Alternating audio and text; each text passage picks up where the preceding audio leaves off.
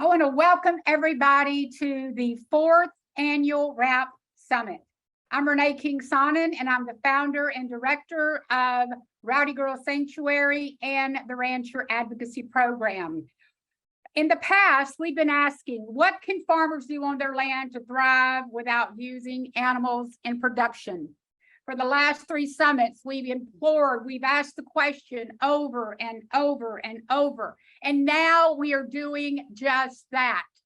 I am considered a leader in the world of animal rights, but I had to fall apart, go crazy, and go vegan on a Texas beef cattle ranch to earn that rite of passage.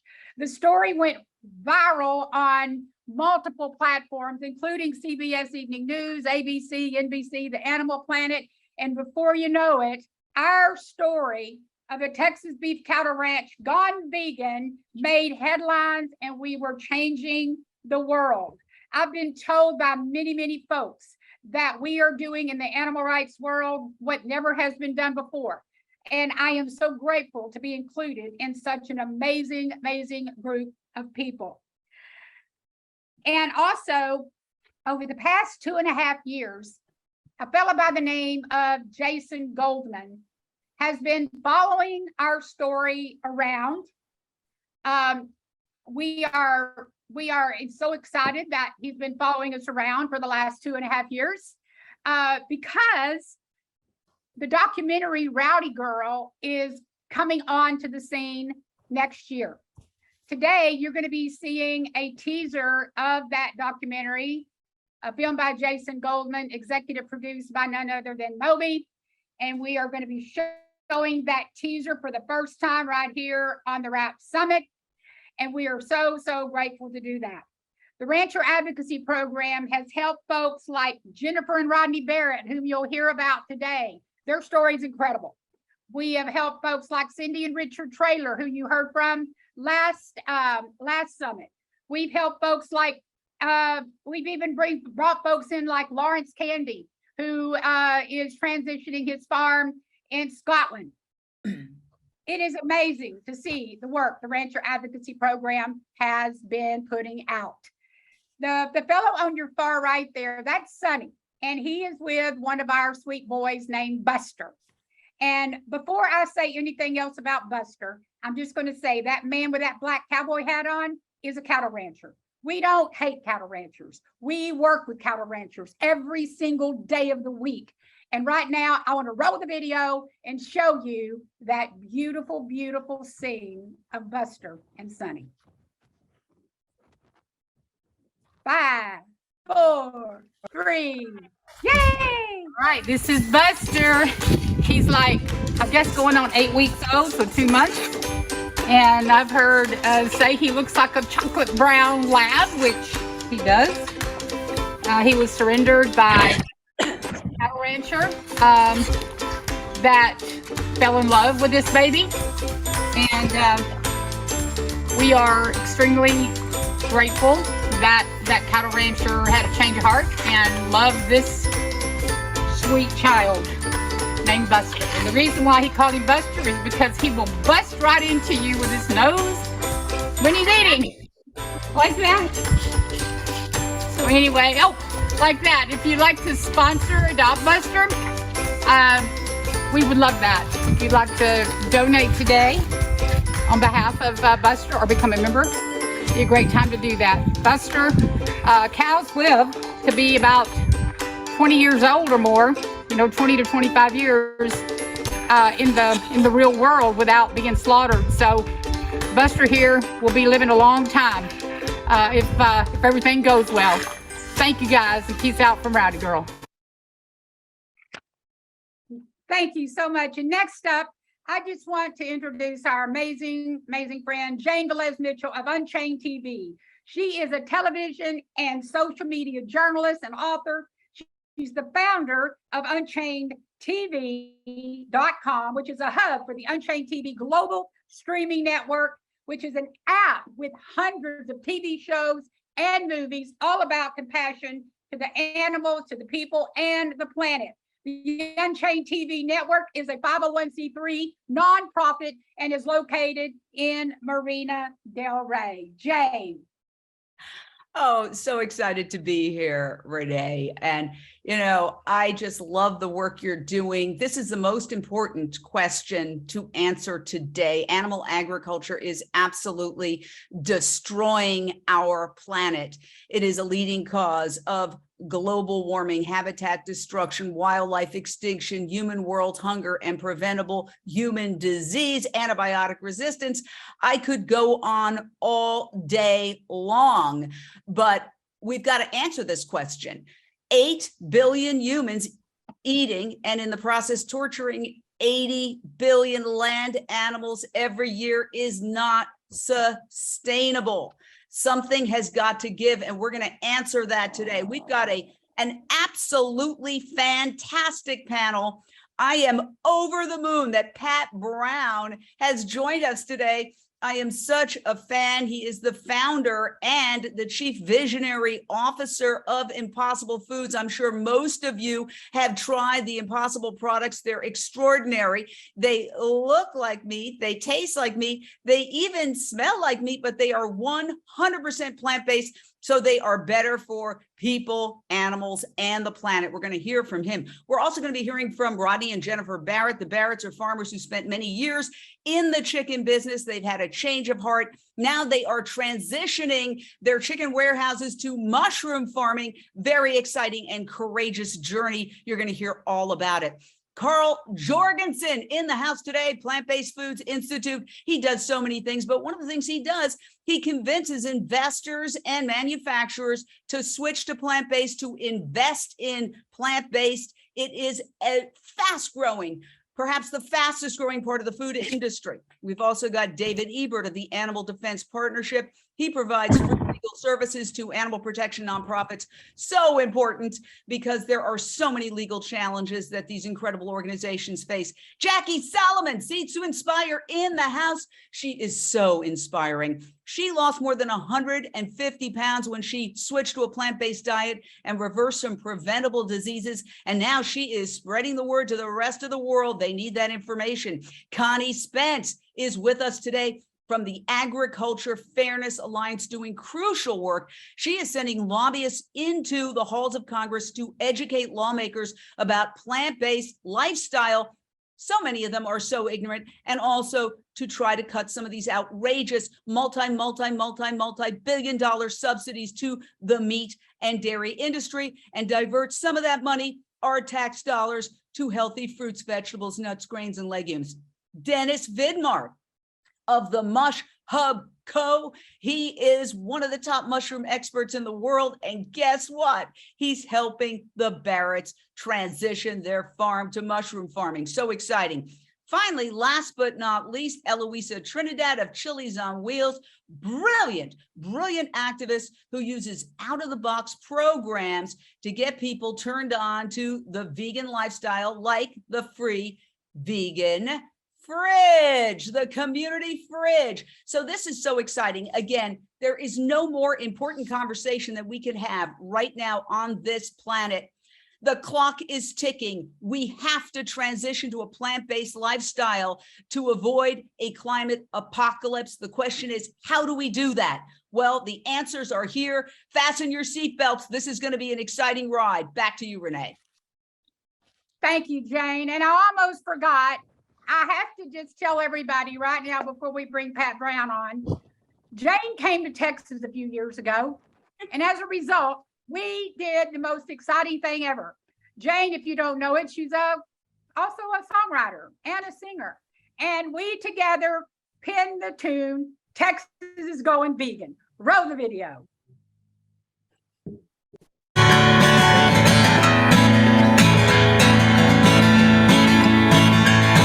I can feel it on the plains.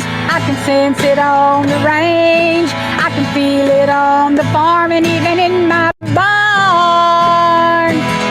Texas is going vegan. Texas is going vegan, baby. Texas is going vegan right now. So please don't have a cow.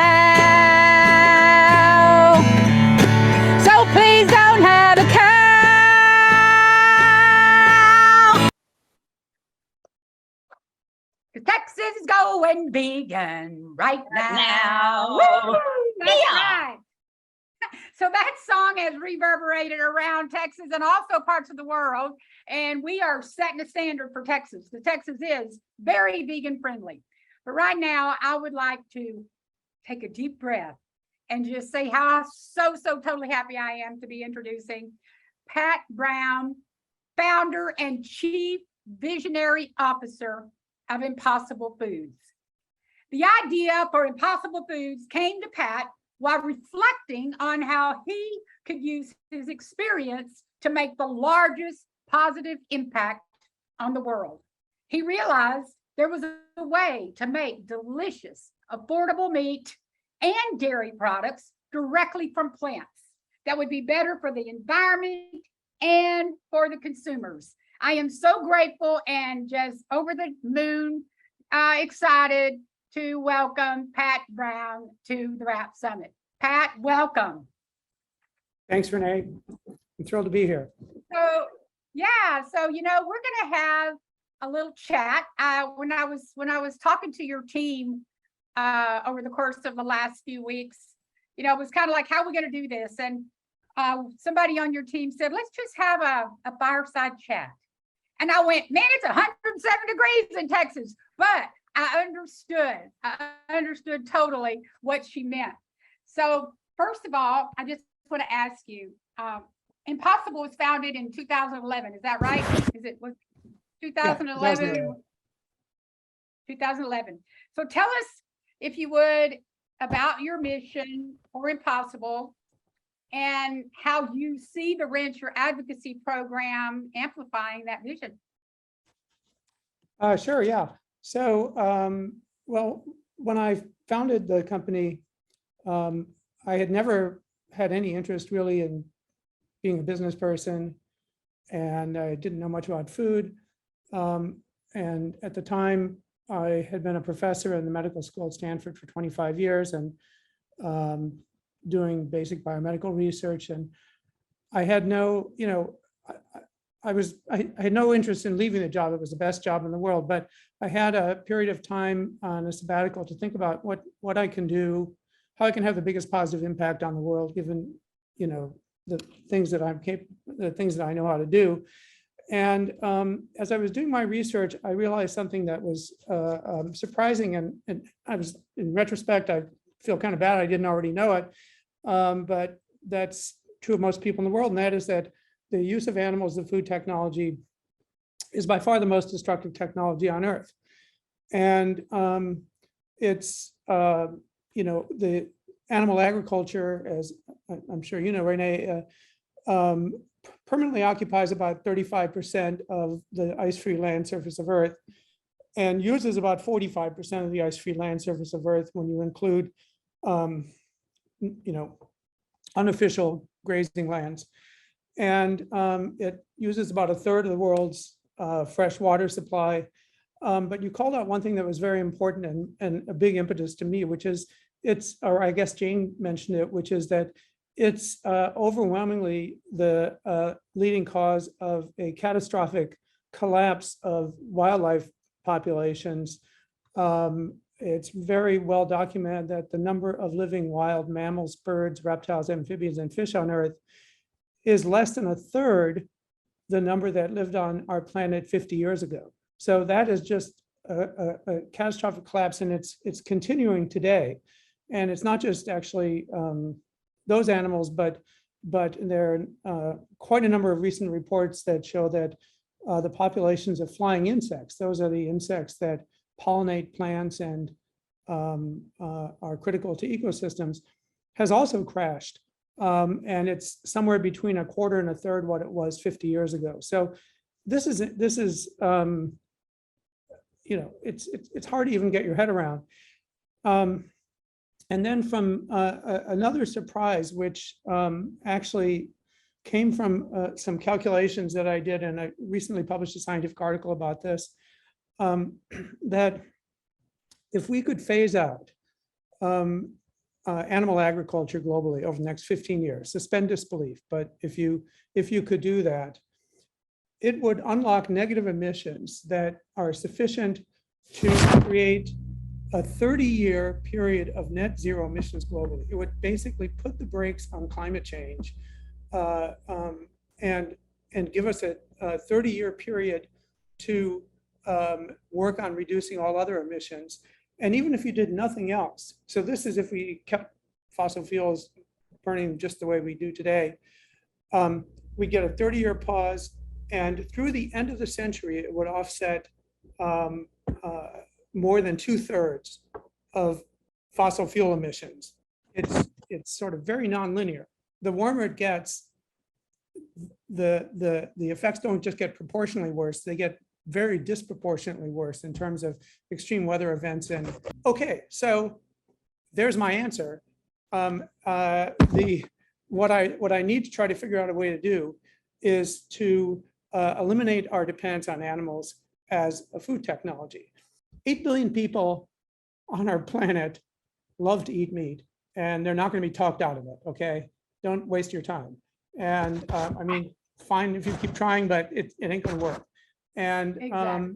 And you're not going to solve the problem either by just telling them all the negative consequences from eating meat.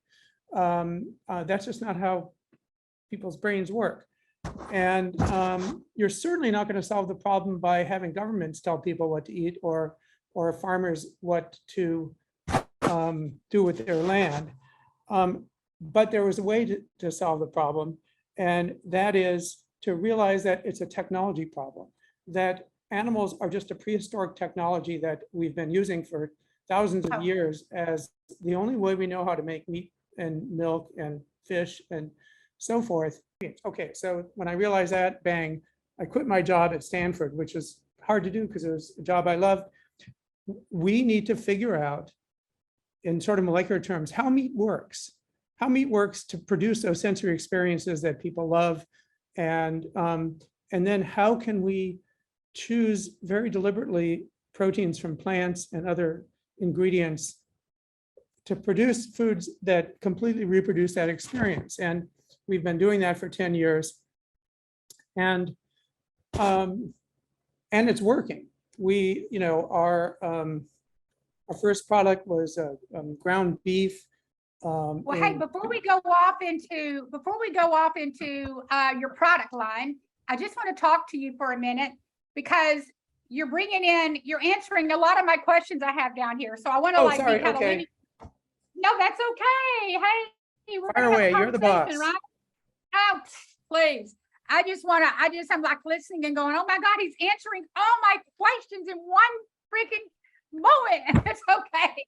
But you know what I forgot to do? And it's okay. I'll tell the world, I am so excited to have you on board, and the fact that you support the work that we're doing here at the Rancher Advocacy Program. I'm kind of starstruck, really. But, aside from that, I've been able to sit with you in some meetings over the past few weeks, and you are so down to earth, and your desire to change this world is so genuine and so profound. And you're absolutely right. We cannot we can't make them quit eating meat, but we certainly can make them like what impossible makes. Because if my husband, who's a former cattle rancher that loved every type of meat there was, he makes it every day. Right now at home, he's making another meatloaf for me whenever I get off here. So of course, the impossible. But I want to roll the video before we continue on a video that you produced for us just yesterday or day before, I think. And it's so heartwarming. And I just want you to know, it just really, really made my heart kind of beat a little bit. And I just want to thank you. So let's roll the video and hear from Pat Brown before we go on. Hi, everyone. I'm Pat Brown, founder of Impossible Foods. At Impossible Foods, we're working to dramatically reduce the land, water, climate, and biodiversity impact of the global food system by developing innovative ways to transform plant proteins into delicious, healthy, affordable meat that delivers everything everyday meat consumers value. In the great American tradition, we're using innovation and competition in the free market to make a better world for our children and grandchildren. I'm proud to join the RAP community in their pioneering work to create new opportunities for farmers and ranchers.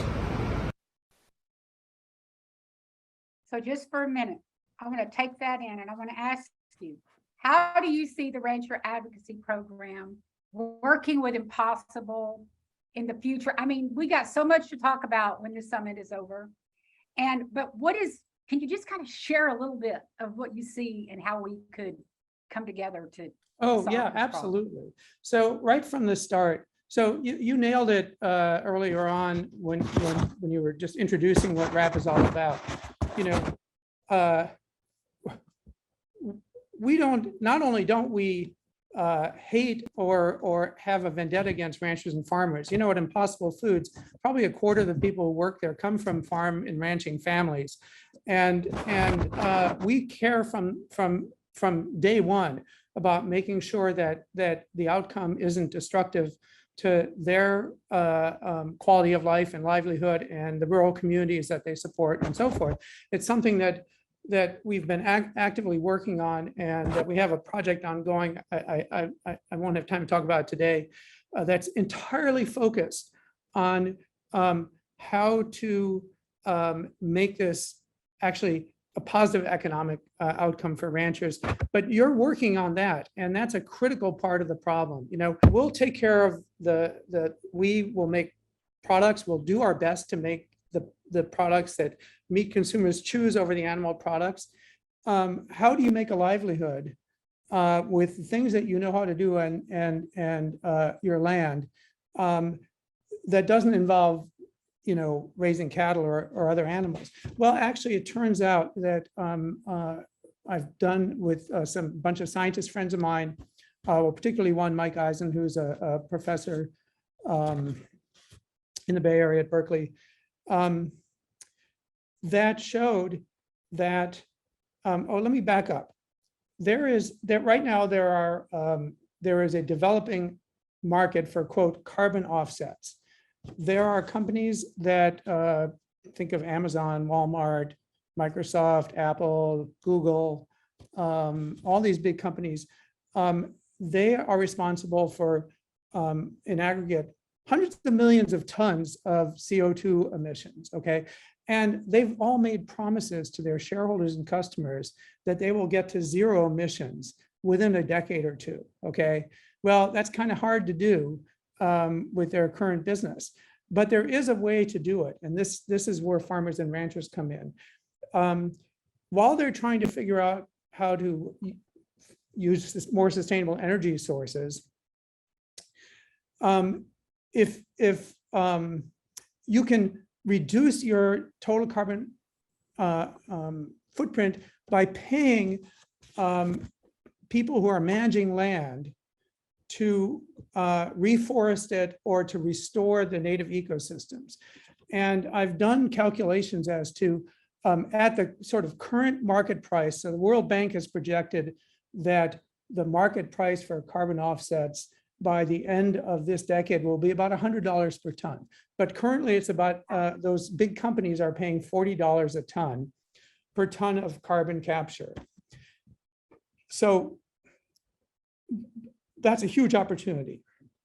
In the Southeast US, for example, at $50 a ton, the earnings per acre per year that a farmer can get from carbon offsets over a period of, say, 30 years is about $500 per acre, okay? Where you are, I looked it up, so Renee asked me to look up. I knew you would. And this is a rough calculation because I don't know exactly where your ranch is, but I looked at the area. But it would come down to about $170 per acre per year for over a period of 30 years. And we can talk about how that gets extended. Most ranchers work really, really hard, and it's very expensive to maintain a ranch. And it's also a very unpredictable business, as you know very well. When there's a drought, your feed costs go through the roof, and no one's going to pay you that much more for your cows. It's a tough business to be in, and very few ranchers make anything close to that amount per acre in their current business. But this is a real thing.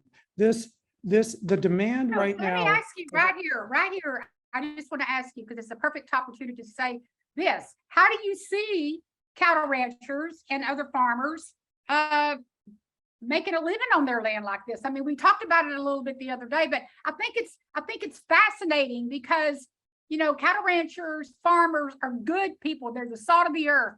You know, you don't want anybody, but I mean, folks like farmers, you want them on your side, on your team. They are good, solid people. And how, I mean, we're doing what we're doing with the Barretts in Arkansas, you know, transitioning the chicken farm. And it's been my greatest desire to rewild cattle ranch land, to take that biomass that is totally non-arable because of all the production of cattle ranchers and bring it back to life like you're talking about. So how do we get them to listen and say yes? Okay, that's a great question. So I'm in the early stages of a project. I've been working with a bunch of ecologists who are sort of experts on ecosystem restoration. And so first of all, I've done the analysis of how much biomass capture you can achieve on land. It's actually, you can do it basically for every acre of land on Earth based on satellite data and stuff like that. That's how you know, you can do it for Wordle or for elsewhere. So that's sort of the economics. But then the question is, what's the actual work involved? Okay, and that's an excellent question. This is something that I'm working with ecologists and actually trying to set up some experiments to figure out what's the playbook. If you're a rancher, if you're ranching in sort of arid lands in Texas or in you know, very rainy areas like Southeast US or you know, Northwest or whatever, what's the best way to do this? Okay, and I'm working hard on this project so that there's a playbook that basically says, okay, here's how you work with the existing carbon markets. Right now, there is more demand than supply of carbon offsets. There are companies that want to pay for credible carbon offsets, and there aren't enough on the market right now. So there's demand, okay? But how do you benefit from that demand? Basically, the gist of it is you need to plant on your land the species that grow well there. So basically, Right. typically it would be the ecosystem that existed before the land was cleared for Yeah. agriculture. And there's actually a lot of potential for recovery. There's a lot of cases, published cases. There's a movie that was actually made about a case in, I think it was Oregon, called Rewilding Heart Mountain, where basically the land was just, you know, phased out cattle ranching and nobody did anything except just let it recover. And it was remarkable over a couple of decades how it basically, you know, came back. The streams came back, the trees along the streams came back, the biomass. Butterflies, the dragonflies, the fireflies. Yeah, exactly. And anyway, the point is, some of it will happen spontaneously, but what we're also interested in figuring out is, can you accelerate it by, for example, in year one, actively replanting some of the species that thrive there. And then the rest of the job, and this is why the farmers and ranchers are perfectly suited to do this, because they know the land. They've been managing the land for, you know, their whole lives or for generations, okay?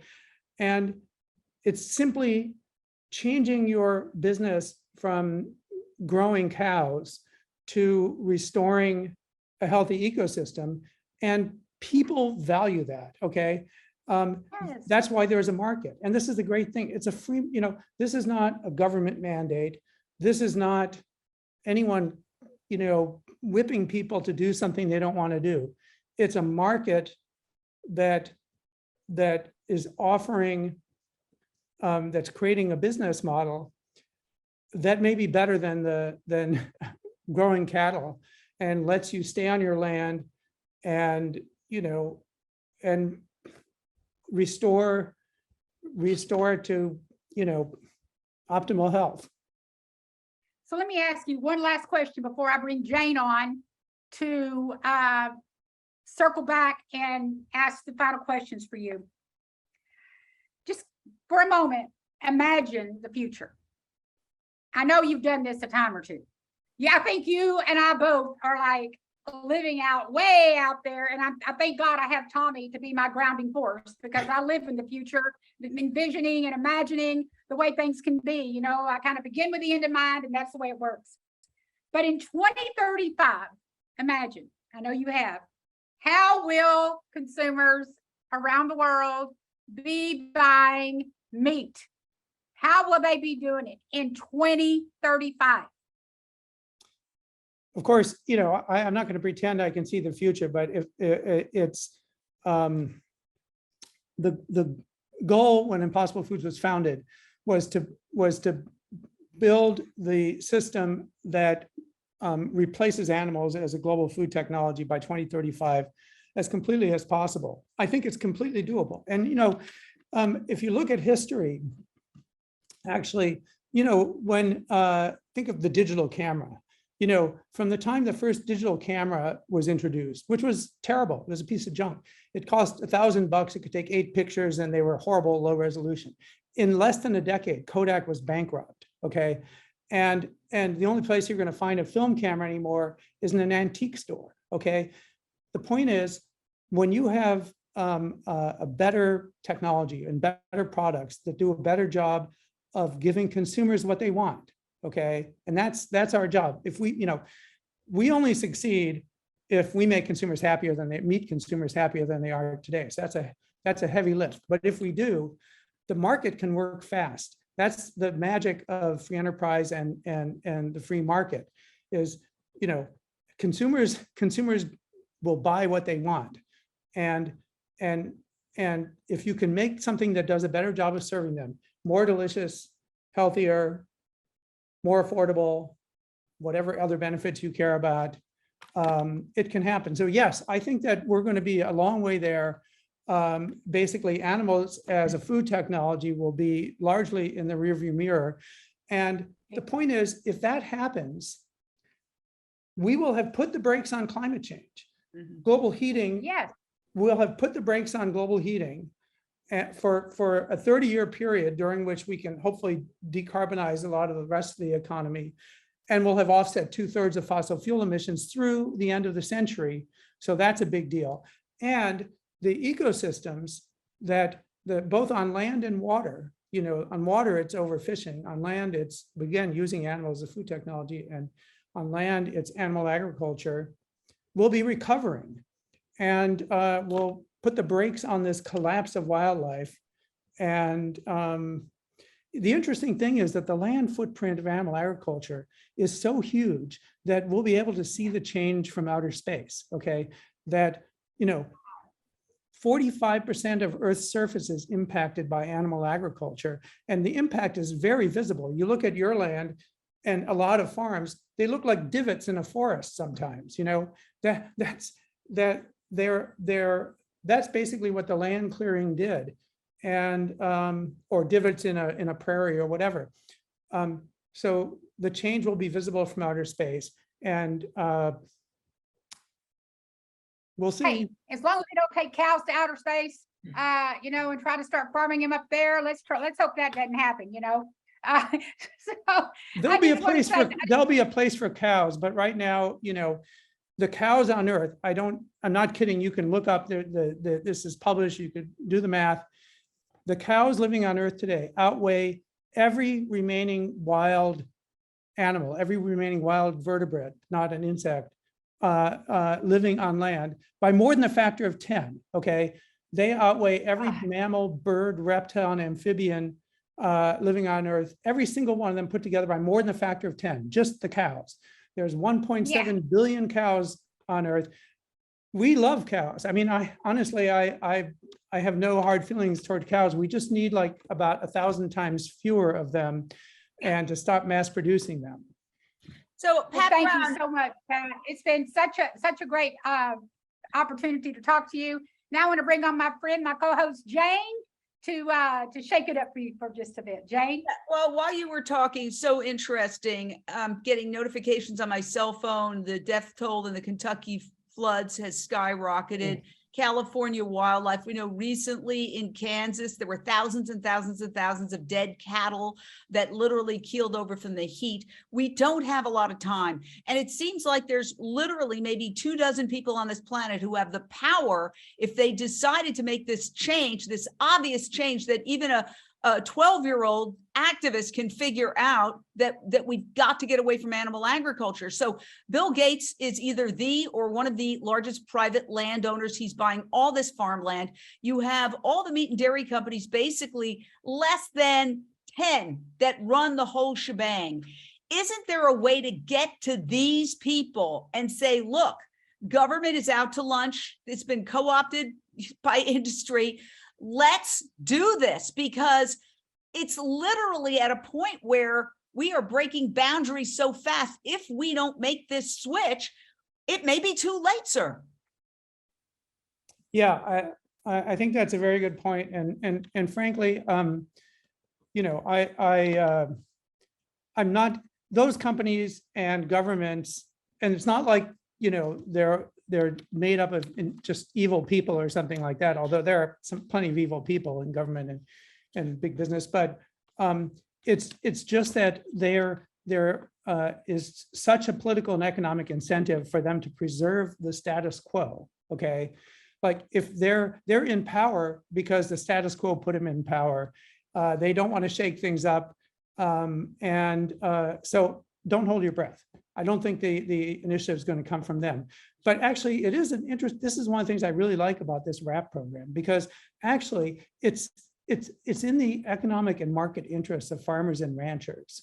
You know, if you think about the future, there's so many reasons to believe that this activity is going to get harder and harder and harder to sustain. The economics will get worse and worse and worse. Mm-hmm. And there is an opportunity to get on the right side of history. And, you know, this industry is the one thing that stands in the way of putting the brakes on global heating within a couple of decades. Like nobody, you're not going to do this.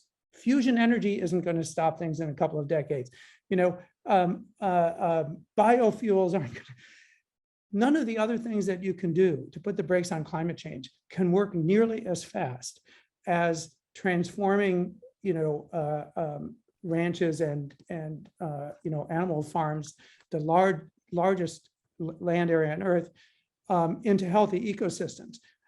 So this is an opportunity for farmers and ranchers to take the lead in saving our planet from climate catastrophe and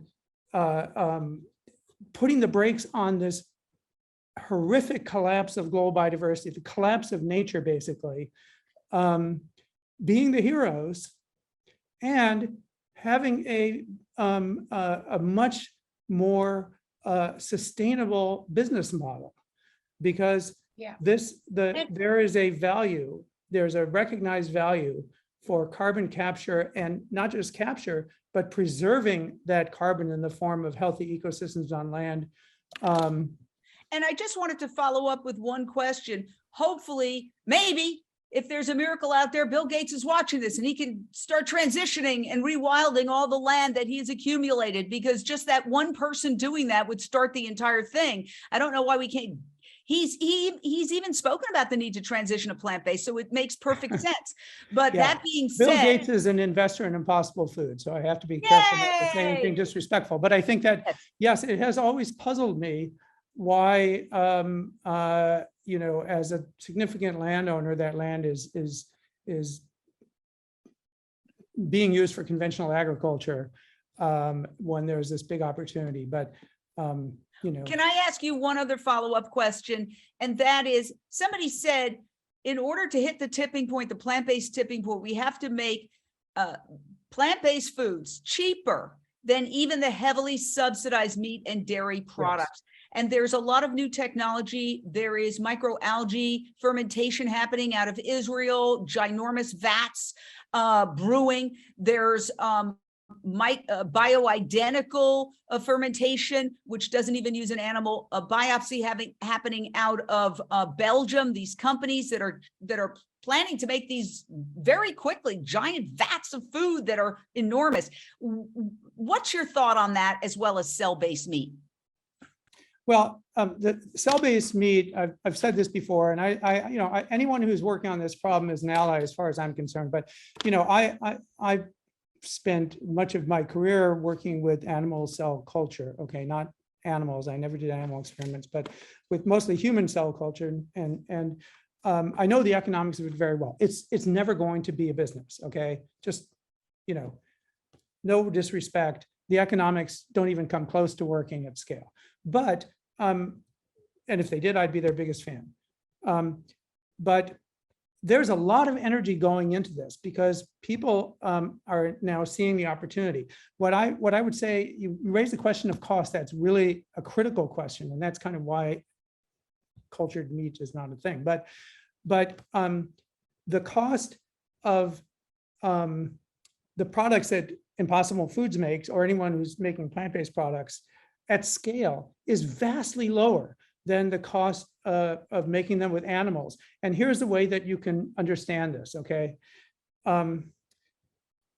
Think of our ground beef product, where we've done a very deep independent, actually we didn't do it, an independent agency did a life cycle analysis, used less than 1/25 the land, 25-fold less land, okay? 1/10 the water, less than 1/10 the fertilizer and agrochemicals.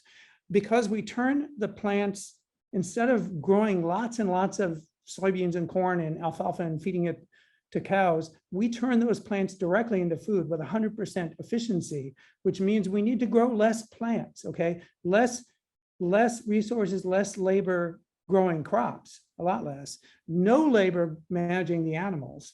And our production process is way more efficient because the production process of meat processing plant basically involves thousands of very poorly paid workers with large knives deconstructing an ungainly animal into meat, whereas we've designed the whole process to turn plant ingredients into meats to be efficient. So at scale, the economics, they're structurally way better. And so the cost of meat and fish and dairy food will be much less, and the quality will be better. I mean, we have products on the market that in blind consumer tests are recognized as meat and are preferred over the best-selling animal version, okay? And that's because of heme? It's because of lots of things. So heme is a critical component for catalyzing the flavor chemistry of particularly red meat like beef and pork and stuff like that. But that's not enough. If the flavor chemistry will give you broth, okay? It'll give you beef broth or something like that. You also need to get the texture, the juiciness, the way it cooks, the way it handles, and so forth. There's a lot that goes into this. And it's a hard problem, but it's a solvable problem. And like I say, we've come a long way. We're going to get better and better at this. But we have proven that it's possible to make meat products entirely from plant ingredients that consumers in blind taste tests decisively prefer just on taste alone. And they're healthier. They're lower calorie, they're lower fat, lower saturated fat, zero cholesterol.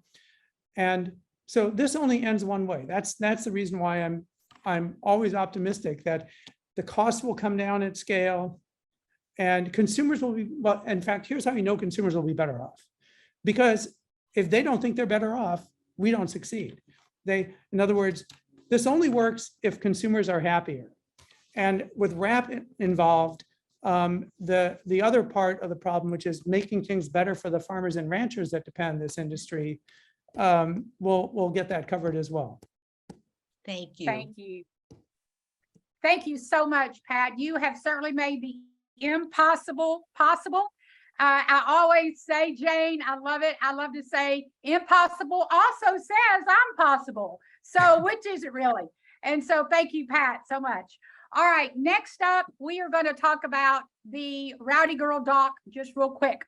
And Jason Goldman, as I said earlier, is the executive director, and Moby, the famous Moby, is the executive producer. And I could not be happier. Jason contacted me about, I don't know, 3 years ago, and just wanted to follow us around. His method of filming has been raw. It's been real. To be on the other end of his camera and his crew has been such an experience. He never expected anything from us. Just wake up, and live your day, Renee. Wake up and live your day. You're going to see the teaser for the very first time. The Rowdy Girl documentary slated to come out next year and hoping to go mainstream. Roll the video.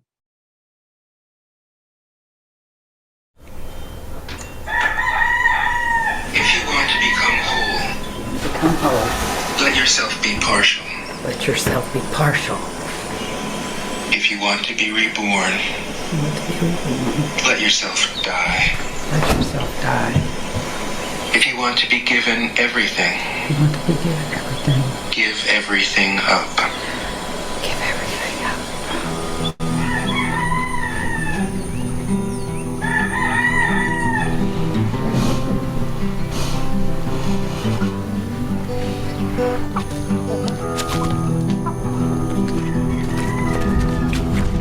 Over here, little girl, Agape. There you go. I don't like factory farms, and I never realized I really didn't like them that much when I was involved in it. But the more I learned about it, the more I was incentivized to become vegan. People even call me animal rights activist. I was married to a cattle rancher, a man that I loved very much. But when I started watching the baby calves go to the sale barn, I started having real issues with the fact that I was loving some animals and eating others. And I made his life a living hell. Going vegan, it was the hardest thing I ever did. But now that I am, I'm wondering what the hell took me so long. What is it, Lucy Goose? When you start having feelings for animals, you know, the kind of animals you used to eat, it causes a whole different level of grief. It's a level of grief that I can't even explain. So tell me what's going on now. Spotty's down. Come on in. Tell me what happened. She's down. We need to get a bed out there. I can't deal with this today. God, I know how you feel. I know how you feel. I know how it feels to be on the other side of this industry and trying to figure out what to do with the cows you have left. It's not easy. I knew this was going to happen. She's finally realizing she's losing her family one by one. She's realizing that they're not chattel. There's a door inside our consciousness that we dare not go through, because if we do, we will see that all these animals are just like us.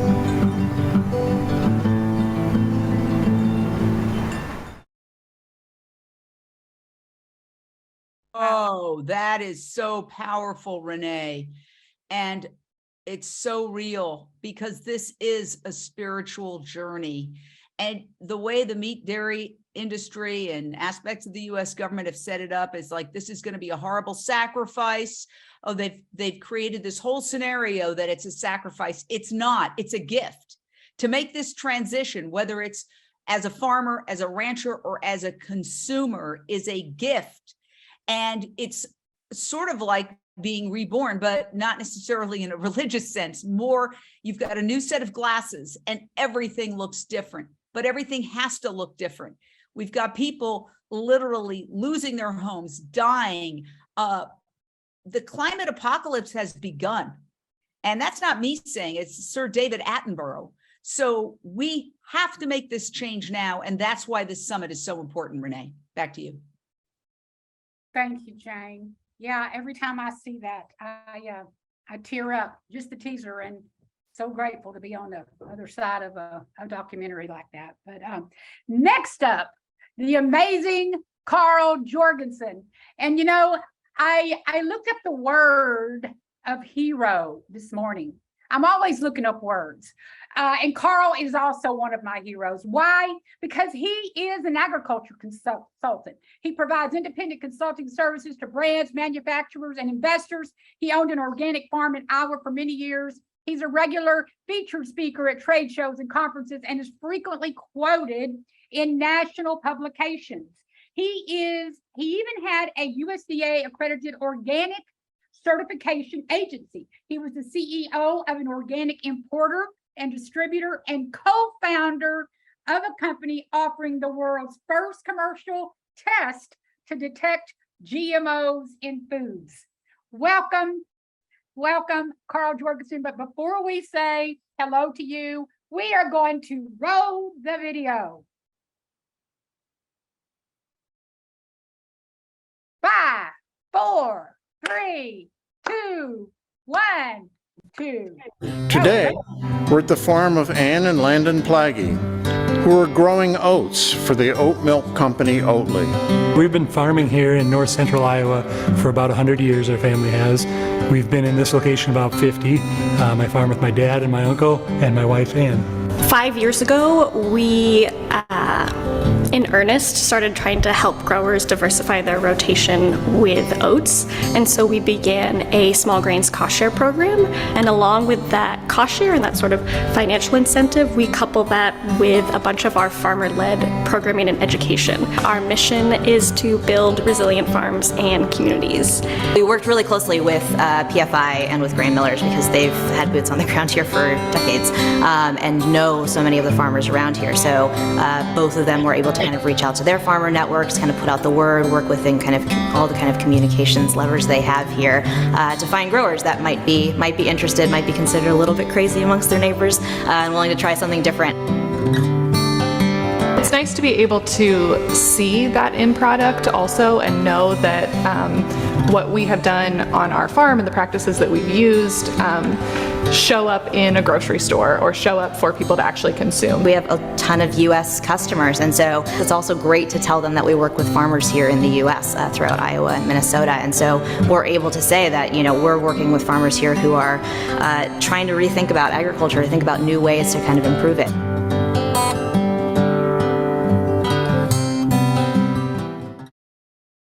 Wow, wow, wow. Well, Carl, you know, our union has gone back for a couple of years. You've been on our volunteer collaboration from the last couple of summits. We've had powwows on Zoom meetings. 4 years ago, 5 years ago, actually, I was actually contacting PBFA in the very early days, right when I first started RAP, to see how in the world I could get a hold of these ingredient suppliers. When I figured out there was really ingredient suppliers in the world, that was a whole nother light bulb moment for me. And I dove into it. I made spreadsheets, and it was, you know, PBFA became such a resource in the early days of me learning all about the plant-based food industry and the ingredients that are supplied. Can you tell us a little bit, Carl, about your role in what is now PBFI, I guess, and how long you've been there and how you guys are working to create a sustainable food system? Yeah, thanks, Renee. And it's so exciting to be here. Already, I call the RAP Summit a huge success. I've been totally inspired by everything I've heard and very, very pleased to be here with you.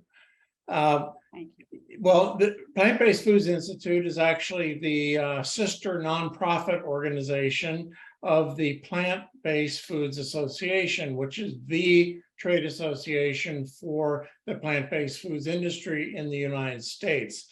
We do projects that kind of go beyond even what our members would contemplate in terms of promoting plant-based, helping growers around the country begin taking advantages of the opportunities that this very fast-growing industry is offering. Just a real quick stat, the plant-based foods category in the food market is actually the fastest growing category in the entire food market. Over the last 4 years, it has grown 54% at retail. No other food category has grown that much. By comparison, dairy, fluid milk dairy, has gone down year by year over the last 4 years. So there's something very big happening. And I loved hearing Patrick say that it's all due to the consumer, and it is. The plant-based food industry would not exist if people weren't buying plant-based foods. So it's a very exciting time to be involved in this. Thank you. Thank you. Wow. This is so exciting to hear. I did not know that stat. Okay, so next up, tell us about your domestic sourcing initiative and who's all involved. When did it start? I want to know all the juicy details of how it's helping farmers transition away from livestock. When did all this take place? And tell us what you're doing. Well, thank you.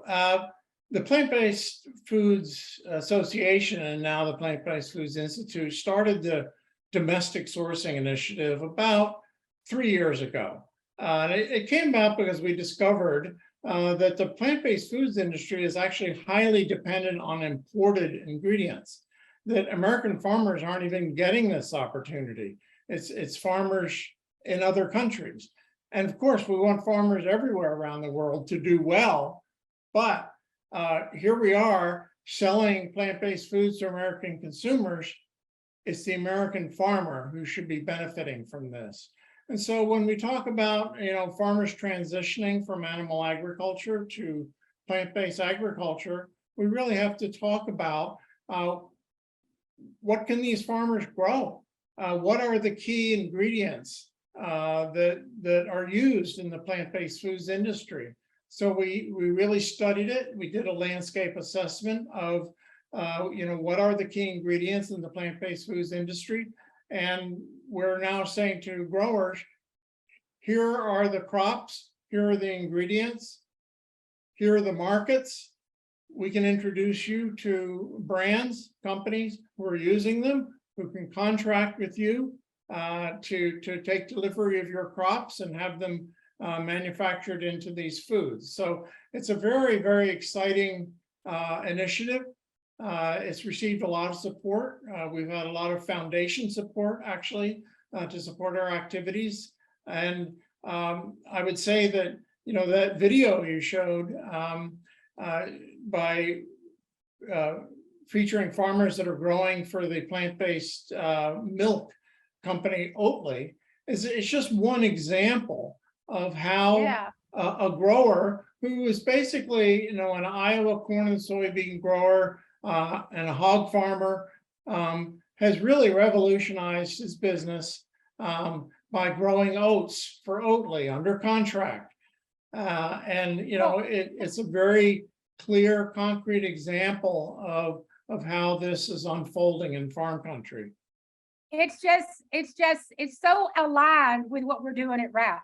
I mean, that's exactly, my mission has always been to figure out, how do we get, plant-based food distribution contracts for our farmers? We put the farmers with the growers and the ingredients, and we change the world. Farmers just need our help. They need us coming together. We need to be as big as the USDA. We need to have coalitions and industry that is working together to change this world. So what are those 3 most important ingredients you're speaking of? Is it 3?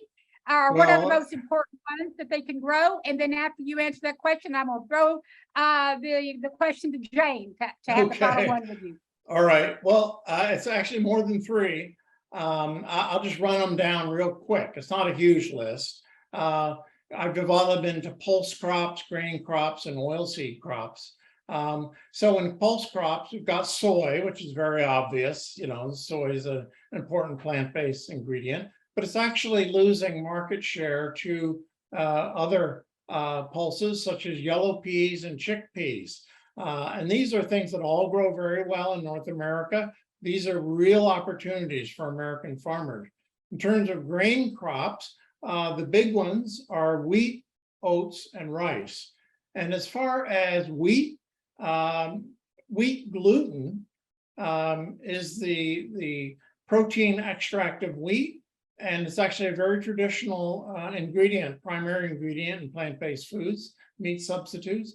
Oats, obviously, oat milk actually is the fastest growing subcategory in the very fast growing non-dairy milk category. And then rice. Brown rice protein is an increasingly important ingredient in plant-based foods, but also rice flour. For example, things like meatless bacon. Rice flour can be a very important ingredient in meatless bacon.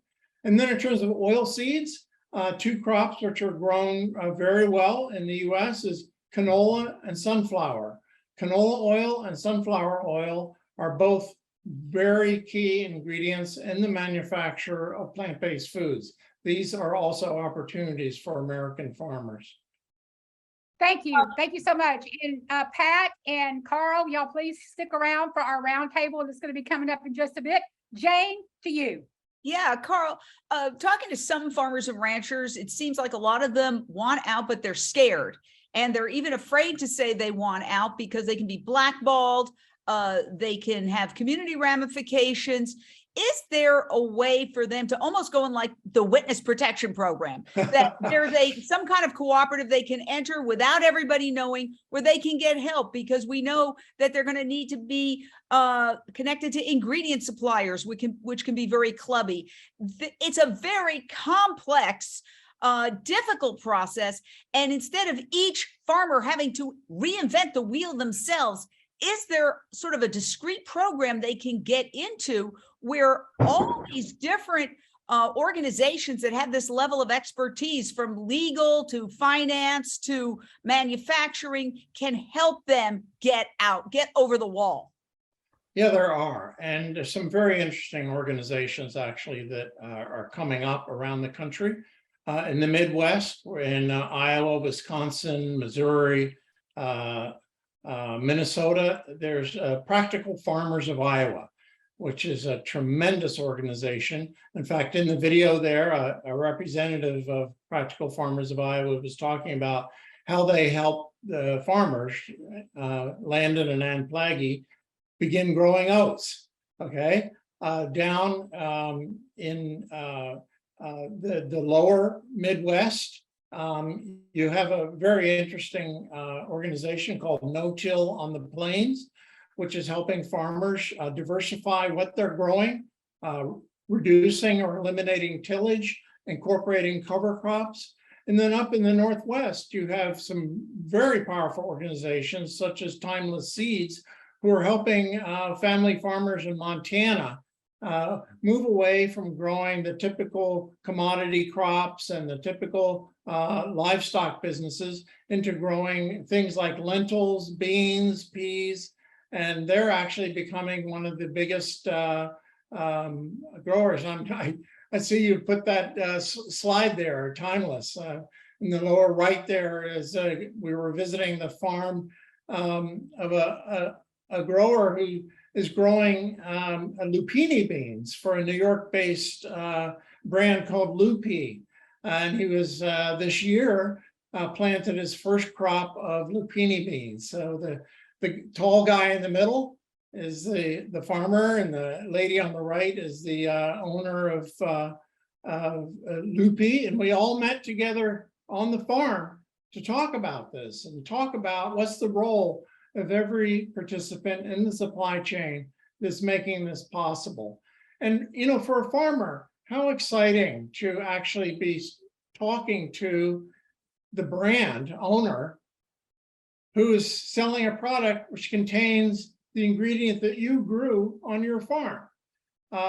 You know, for so long, farmers have been so isolated from the marketplace. There's really no connection between most farmers and the final products into which their crops grow. And of course, most farmers are growing for animal feed anyway. So, you know, they're not even really growing for real food brands. Thank you so much, Carl. Appreciate it so much. Thank All you. right. Please stick around and be with us during the roundtable. And next up, we are going to bring about our sweet, amazing family, Jennifer and Rodney Barrett. Jennifer and Rodney Barrett are former chicken farmers and cattle ranchers who are transitioning their Arkansas farm to a state-of-the-art mushroom facility. When they left a major poultry integrator to embark on their plant-based journey, they turned their back on animal agriculture. Jennifer and Rodney Barrett are amongst some of the most amazing and spiritual folks I know. I have grown to love them like family. I have known them for right at 4 years. We have a very rich history together, and we are embarking upon this amazing transition from their chicken farm to a mushroom farm right now, boots on the ground in Wicks, Arkansas. You're going to hear more from Jennifer and Rodney Barrett in just a moment, but until then, roll the video.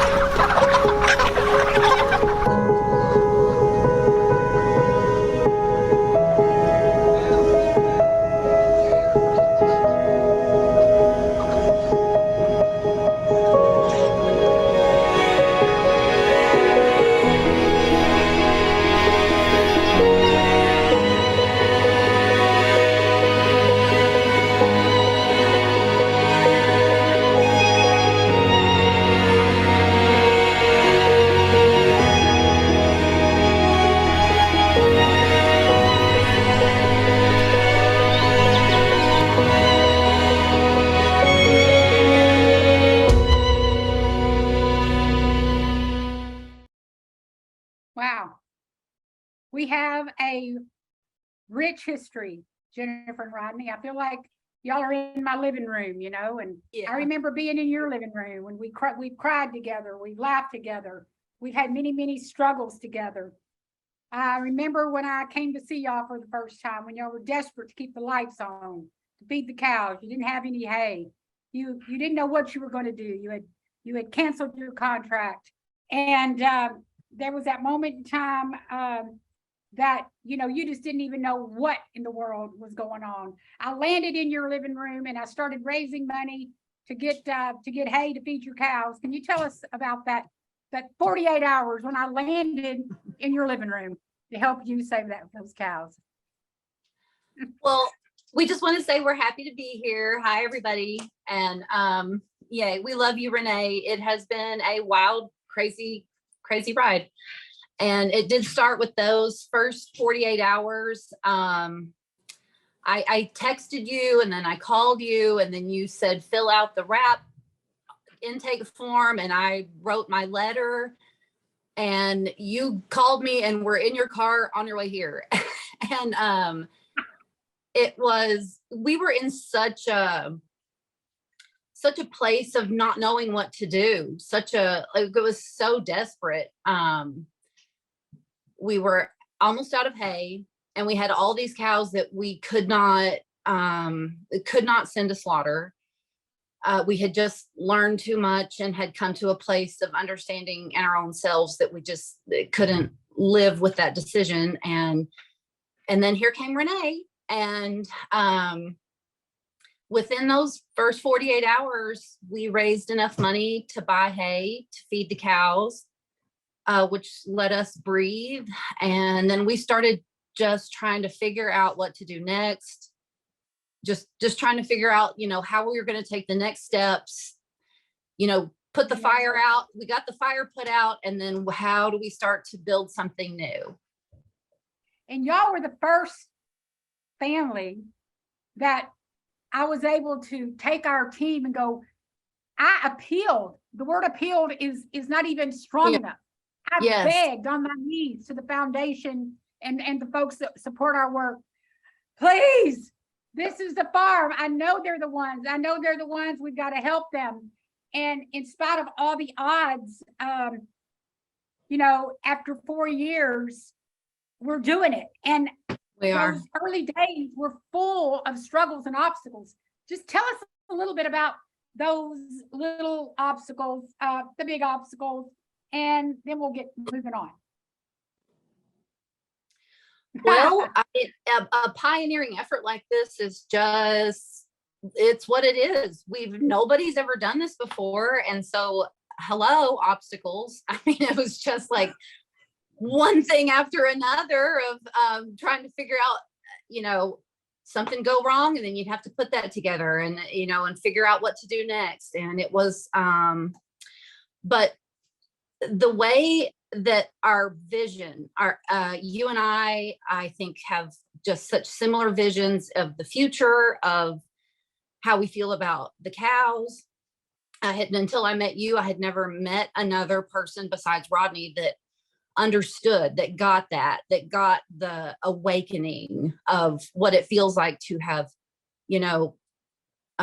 worked in animal agriculture and then had that awakening. So yeah, the obstacles were just there. They were just there. And I think that since our vision was so founded in truth and in where we were going, obstacles we just ran right over them. Just transparent. It's like we were Casper the Friendly Ghost. And we just went through them. Yes. I don't know how that happened. And we just keep doing it. And because we're on the side of what's right and good. Rodney, I could go, you're wanting to talk about an obstacle. What do you think one of the obstacles was? You can look at it as all of it's an obstacle, because if you're changing everything what you're doing already, then you're just rebuilding the whole thing. You're rebuilding your work life, your sustainability life here on the planet. From the ground up. From the ground up, you're rebuilding. You're rebuilding your land, yourself, your soul, your family. Yes. Family. Everything about you is in rebuild. Tommy and I were talking the other day, and he said, Renee, it seems like ever since we transitioned, we've been in one disaster after another. There's 3 floods we've had to evacuate from. We had the big freeze. We had the big move because of all the floods. And now we're in record droughts. I mean, they're calling Caldwell County a disaster area because of the droughts. That's where we live. Why are we experiencing those obstacles? Because we're in the middle of immense change, just like y'all are. So a minute, why, I just want to get right into it. Why in the world did y'all choose to become chicken farmers? And what did your daily life look like when you were stomping around and all those chickens pulling their heads off and throwing them in the trash and stuff? I just can't believe it. I don't think anybody in their right mind would want to do that. Tell us about it. Well, when I was growing up, my dad was in the oil field. So I grew up in suburbia, and we lived in all these different places. And I had, the privilege of growing up in some semblance of privilege.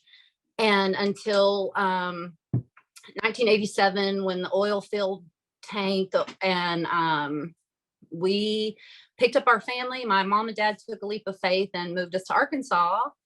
And my uncle had this farm here that had been not thriving, not doing well, and offered it to my dad to, take it over. And since we were kind of up in the air, I've always been a country girl at heart, always been, an animal lover. And so to me, it was like an opportunity to move to heaven. And the fact that we had the money, the livelihood was raising chickens. And then we eventually got cows too. That was just the price we paid for being able to live here. I mean, it's the connection that we have to the land here, it's almost indescribable. But so I grew up, I started 9th grade in Wicks on the chicken farm, spent my high school years here. And then I met Rodney when I was a senior. And first time he came here, he loved it too. But when we got married, we moved to Huntsville, and because that's where we had our practical jobs. We raised our families, and we had our kids there. But we always came to Arkansas on the weekends a lot. We came to the farm as much as we possibly could. We loved it here. We tried to figure out how we could make a living here, so that just because we have that attachment to the land and that belonging and that desire to to be out in the country and to live that kind of lifestyle. That's who I was. Yeah. I grew up, on the farm a lot whenever I was younger. And I was around, cows and chickens and all sorts of livestock. I grew up working in the auction barns and mechanic shops and it was just a lifelong passion to have a big ranch, and because that's the lifestyle that I grew up loving, So when this farm became available, in 2000, it was actually late 1999. My parents were going to sell the farm, but some events happened that it became available for us to take it over. My parents tried to talk us out of it. They said, you don't want to do it. And we said, but we did. And so because it was the lifestyle. Now, were those 20,000 square foot chicken barns on that land when you moved there? They weren't, were they? The other ones, the old ones. Yeah, there was 3 different size chicken. Well, they was all 40 foot by different lengths, but those it was new ones, the ones that we're converting to the mushroom farm right now, those Those are weren't later. on your property when they were later. Yeah. Yeah. Okay. Yeah. I thought, yeah. So in 2006, Let me ask a question right quick before we move into that, because there's so much to unpack in a short time, and I want to make sure we get to all of it. So hold that thought, because I know you're going to answer it in a second, but don't forget that. I was like looking up the word tournament. When you and I were talking the other day, and you said that y'all were in a tournament system, I was like, I used to play badminton, and we would have tournaments. Y'all know a piece of my history when I was in school. I played badminton. We had tournaments. Golf players, they have tournaments, but chicken growers have tournaments. What? Tell me that. Tell me that's not true. Well, it's just how we're paid. It's just how they grade us against each other to be paid for a flock of chickens when you sell the wheat. And But if you don't win, you lose. If you don't win, you lose, right? You don't make as much money. The contracts with the integrators got a base salary or an average salary from the start. Everybody's going to make the same number, so to speak, per pound. But you're graded on a cost per pound, what it takes to raise that bird. And everybody that sells during that week that you sell your birds or send them back to the plant to be slaughtered, they take the numbers that hit the plant and they grade you out according to how much it costs to raise the chicken from start to finish. And then each grower on that cost scale, if he's above that average on the cost, then he receives those number of points above average from the growers that are below average that number of points. You follow me? It doesn't change the internet. It doesn't change. So you basically become like you got to go the biggest, the baddest, the fattest chicken, the fastest, the heaviest to make money. And if you don't, you become what you've told me before, indentured servants, right? You are anyway. Anyway. It doesn't matter. Because you're stuck to the contract of raising those birds for the company, because in most cases you're bound by the debt on the farm to pay it back, and you can't pay it back if you don't have birds in the house. So when did y'all leave the chicken business? When did y'all make your final exit? What year and month? September 2018. 2018. Yeah. September 2018. Yes, that was our last batch. And Sean Munson called me about y'all when was that? Probably November, probably around November, because it was December when you came here. Yeah. Yeah, I think it was around November. So it was just a couple of months later. Because I remember, I was just like, my heart was just like out of my body and into it was out of my body and into the world of the soul somewhere. It's like, I couldn't stand it. I was so in love with what y'all had done and who you are as people. And I just wonder, what it was like when y'all took that leap of faith and you just threw all caution to it. I mean, I remember when I threatened my husband, and said, you take them cows down the road one more time, I'm gonna buy them all back. I'm gonna bring them back with your credit card. You'll become the most embarrassed person in Brazoria County. I put my foot down. I was shaking my finger at him. I was terrified, but dadgummit, I was determined and I meant it. And I remember that moment when it was like, no more.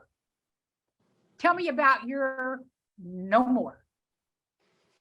You gonna start there? Yeah. Well, we had a lot of epiphanies along the way. And then whenever we did have an opportunity to leave, we kind of felt like we had a bit of a plan. And felt somewhat like we had a plan going forward, but it was absolutely a leap of faith. It was scary. It was very, very terrifying but at to the do same that. time necessary, because we couldn't mentally and physically keep going. I mean, we had went as far as we could go. That cognitive dissonance had gotten so intense. Because we tried for a long time to make it okay.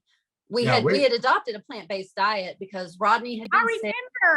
I read something. So I remember reading part of your story, and you were trying to figure out how you could be a chicken farmer and be a vegan at the same time.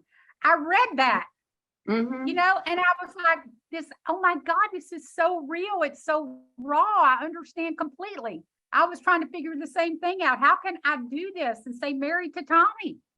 How can I be a vegan and stay a cattle rancher's wife? I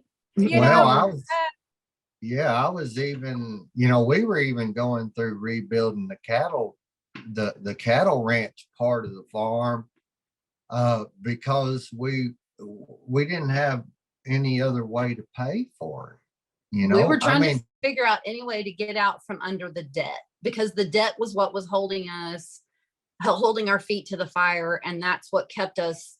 You have to raise chickens, and you have to have a supplemental income.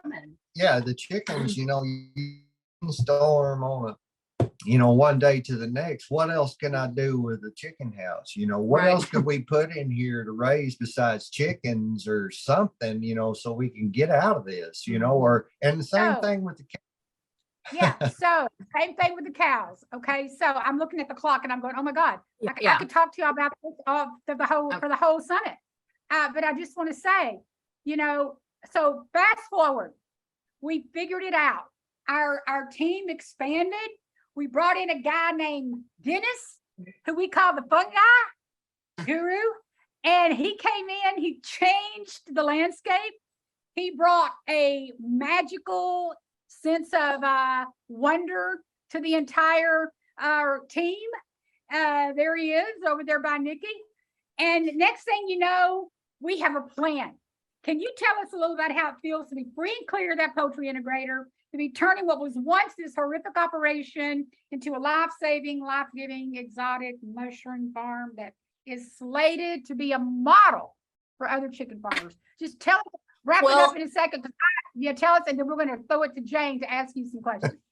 Okay, well, I actually went over these questions with Rodney yesterday, and when we asked this question, it was a lot of expletives. So I don't want to say that on the summit, but we're freaking ecstatic. Like, there's no words to tell you how happy we are, how much fun we are having, how cool this project is, how much we're learning, how much we're growing. We got a little rocket ship, and we're riding it and we're having fun. This is really, really, it's spectacular. It is. Yeah. And we are on the front of that rocket, and to finally be birthing this baby. I never could have any kids, I don't have any kids, but this is the way I feel the satisfaction of delivery, is whenever I pour my heart and soul into something and I see it come to fruition. And I'm so grateful to see this. Jane, I want to bring you on to ask a final couple questions here. My friend, my sister, take it away. Thank you, Renee. So first of all, let me say, Jennifer and Rodney, I think you're making history. I am in awe. And looking at your story, what I thought was so fascinating is you both had illnesses and you decided to go plant-based because you were so sick. And then when you started feeling much healthier and feeling really energetic, you looked at the chickens and said, why are we doing this? Yes. I love that moment, that epiphany. It was almost like the Matrix got ripped off and you realized, I am in a scam. I've been scammed. Yes. So powerful. Now you're in farm country. Are other people who are farmers, ranchers watching your story? Are you the exception, or are there a lot of other farmers and ranchers looking at your story going, I want what they have. I want to get out too? We have had a little bit of a community hiccup because of, we stepped on the other side of the fence, and, we don't want, Rodney and I are not standing in opposition to anyone, but we did jump on the other side of the fence.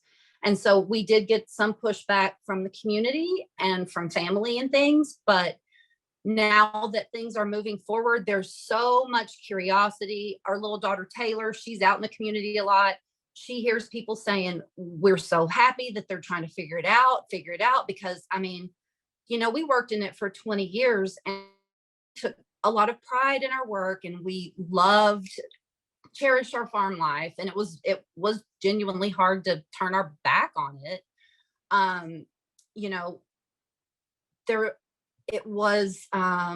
It's hard to even put into words how stressful, how no matter how hard you work, you really couldn't get ahead. And so other farmers are feeling that too. Absolutely. And especially now. Yeah, especially now with the economy, and we're in a drought. We're thankfully getting rain here today in Southwest Arkansas. But I think that for the majority, everybody is like waiting for us to figure it out. And yeah. Thank you. Thank you for all you do. Really. Thank you, Jane. You're heroes. And I know there's chicken farmers out there listening, and I'm just so glad that they're here, they're listening, and they're learning. All right, right now we are going to segue right into that fungi I was just talking to you about. Dennis Vidmar. Dennis is the executive director of the Mush Hub and is also the managing partner of what we just started, the Arkansas Fungi, and he's assisting our RAP team with current and future farm transitions. He just launched his second mushroom hub in Detroit, Michigan, and we couldn't be more happy and proud to have Dennis Vidmar on the multiple disciplinary collaboration of the RAP team. Let's roll that video to show everyone out there just exactly how his help has broadened the Barrett farm. The typical rancher needs to make a product that supports their family and keeps them on the land that they're used to living on. So in RAP, we're creating these models, we're creating these solutions, and the way we're doing it is with real live farm transitions. The Barrett family farm is a chicken farm / cattle ranch. As we evolve these farms from chicken agriculture, cattle farm to a mushroom farm, we have a crowdsourced group that work with me to revolutionize these farms.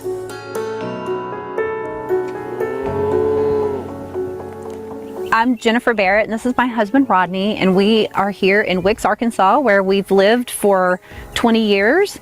Up until last September, we were raising chickens here in these chicken houses and raising cattle. We are now vegan and going to convert our poultry barns into growing mushrooms. We've raised birds from 99 to September 2018. Now we're on a whole lot bigger adventure really. To start something for the future, it's much more sustainable than what we were doing, and a whole lot better for humanity. We're hoping that our story is going to resonate with some of these other poultry producers that are possibly going through some of the same scenarios that we've been through.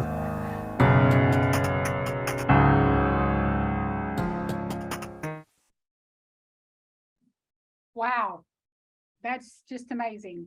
And now would you help me make welcome Dennis Vidmar, our newest partner, and we just are so happy and thrilled that you're here, Dennis. Welcome. Thank you so much, Renee. Thank you for everyone who's joined in and learning a lot and loving everything that I'm hearing. It's a lot of positivity in the air, and we're making our planet healthier than we found it. That's what we're all here to do. So tell me, Dennis, you know, I've had the opportunity to be on both sides. I mean, I met you before you came involved, and we were like, it was just it was this interesting dance that we had to do to resurrect the Barrett farm and to bring you in, and just like a mushroom, you exploded. It's like you're a human mushroom. I don't mean that in a bad way, but I really do believe that you. Yeah. I am a walking fungi, so I do resonate with that. Well, I feel that. I feel like you just kind of exploded onto the scene as a mushroom should, and you have become my latest and greatest true hero. Because to see what you've done, to watch you, to be in the same room with you, to just brainstorm on the future has just revolutionized my own consciousness. What gave you the idea that you could save this farm when all the chips were down? What was the spark in you that said, man, I can do this? Well, it's about creating a model that mimics what they did originally at the farm. The previous models didn't resonate with that. They were creating a component where at the end, yeah, they're growing mushrooms, but in the end, you're like, you got 235 cows to feed. That's $300,000 to $400,000 a year. So how are you going to do that by growing, a couple of 100 pounds of mushrooms a weekly, monthly, whatever? So you have to come up with a concept about how do you utilize the current technologies that they were utilizing with chicken farming, and how do we now customize that to grow mushrooms?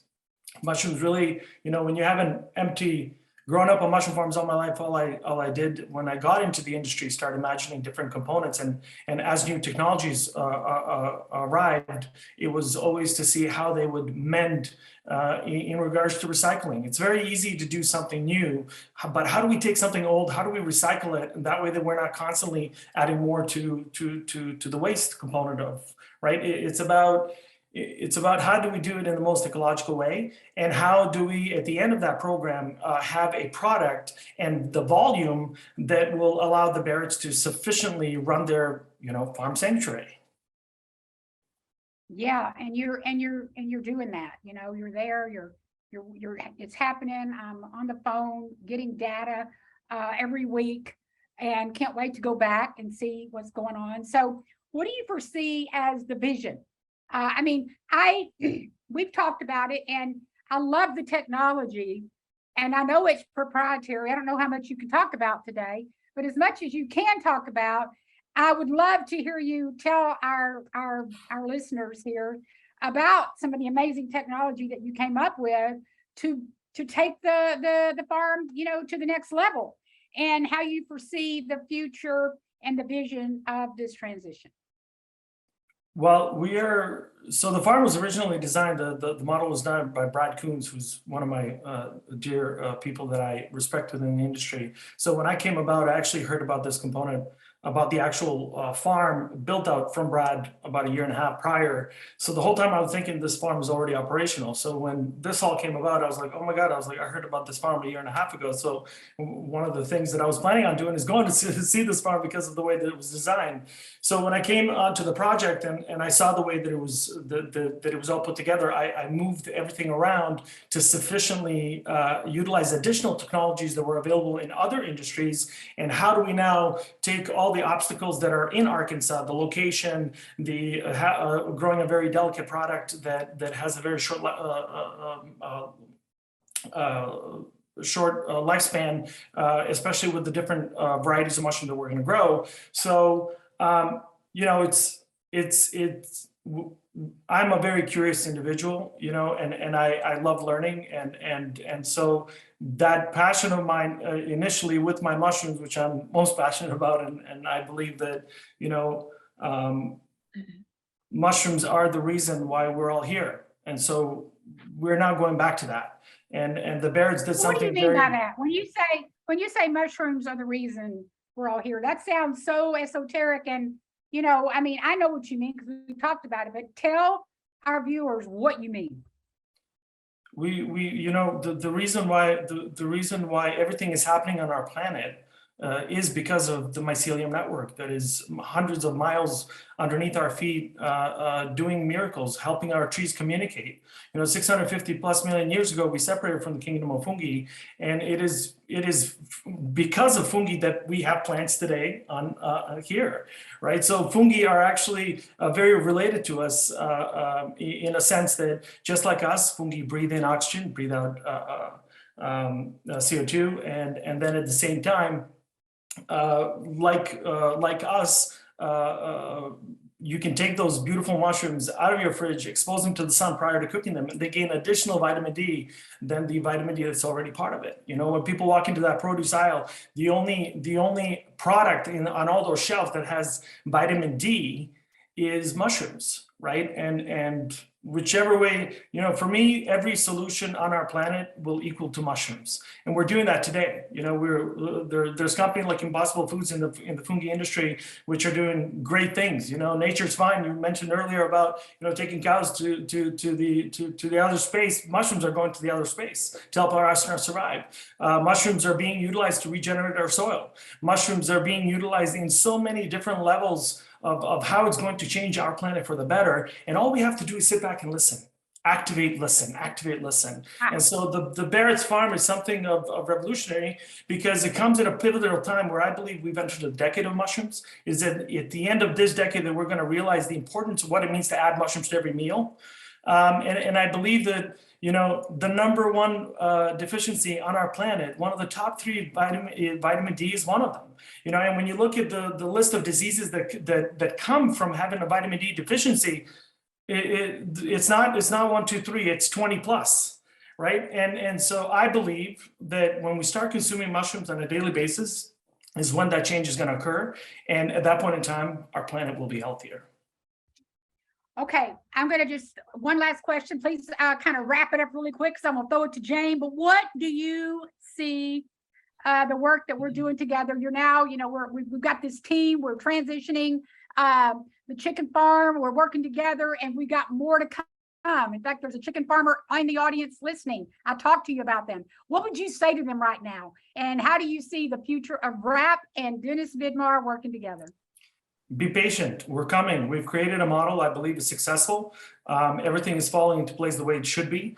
But we're also in it to make our planet better. So we can't create, we don't want to push this technology. We want to efficiently reorganize it to the level. But once we reach that goal over the next, 3, 6, 9 months, we'll be able to actively look at potentially transitioning other farms, because by then, with the thanks of curiosity of Rodney and the team, they're doing a great job down in Arkansas. We'll be able to do these transition in a real good way, right? We were talking about earlier about, how do you, the financial component there is huge. Right? You're talking about Barrett's being in the negative while operating a farm that was constantly generating negative components.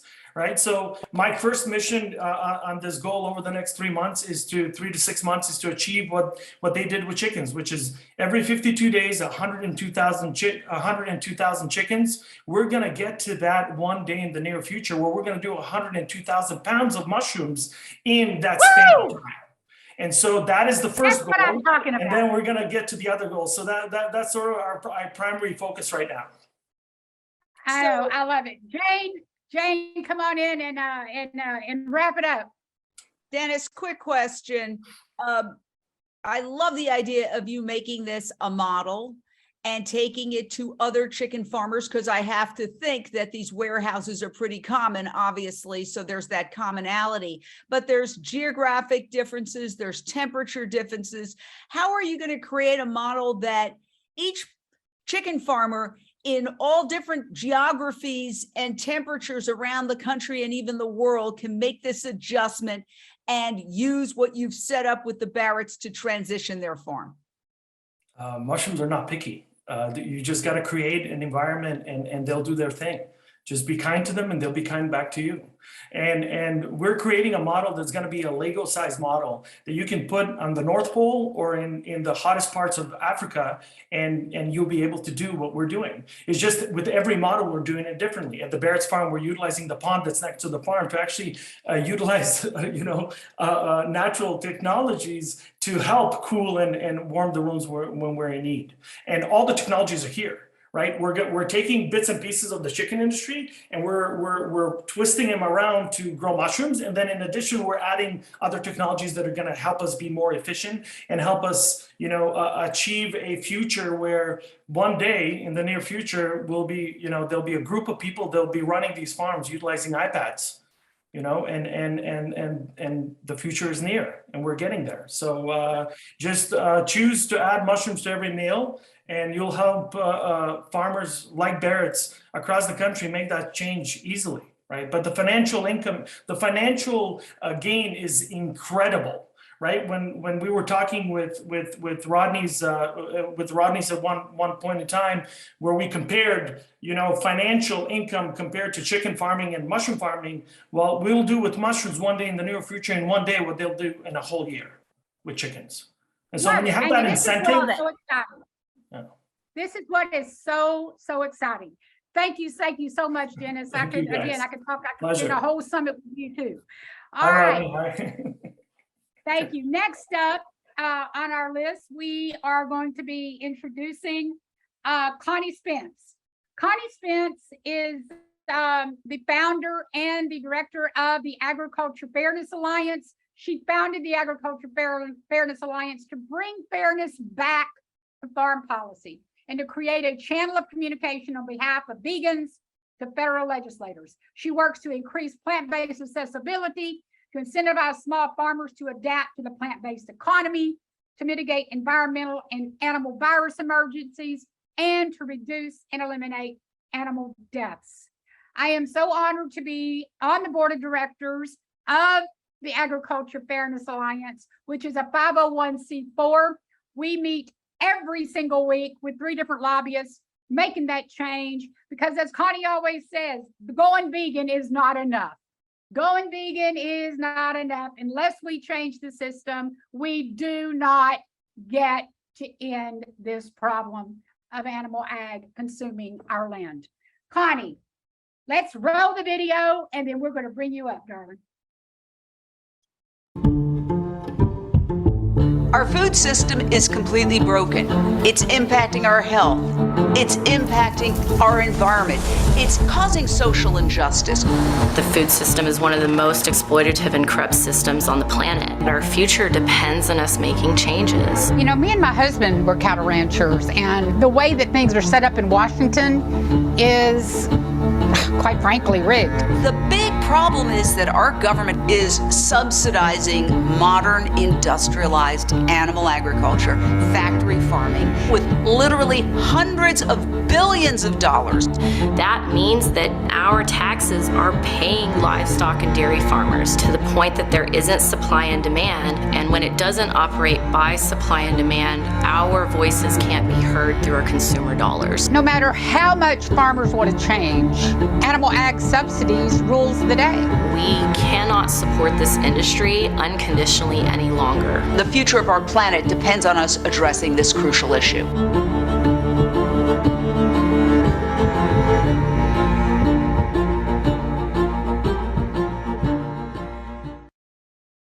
Woo! Wow, I tell you what, never in my life have I been more excited to be involved in another organization other than RAP and Rowdy Girl.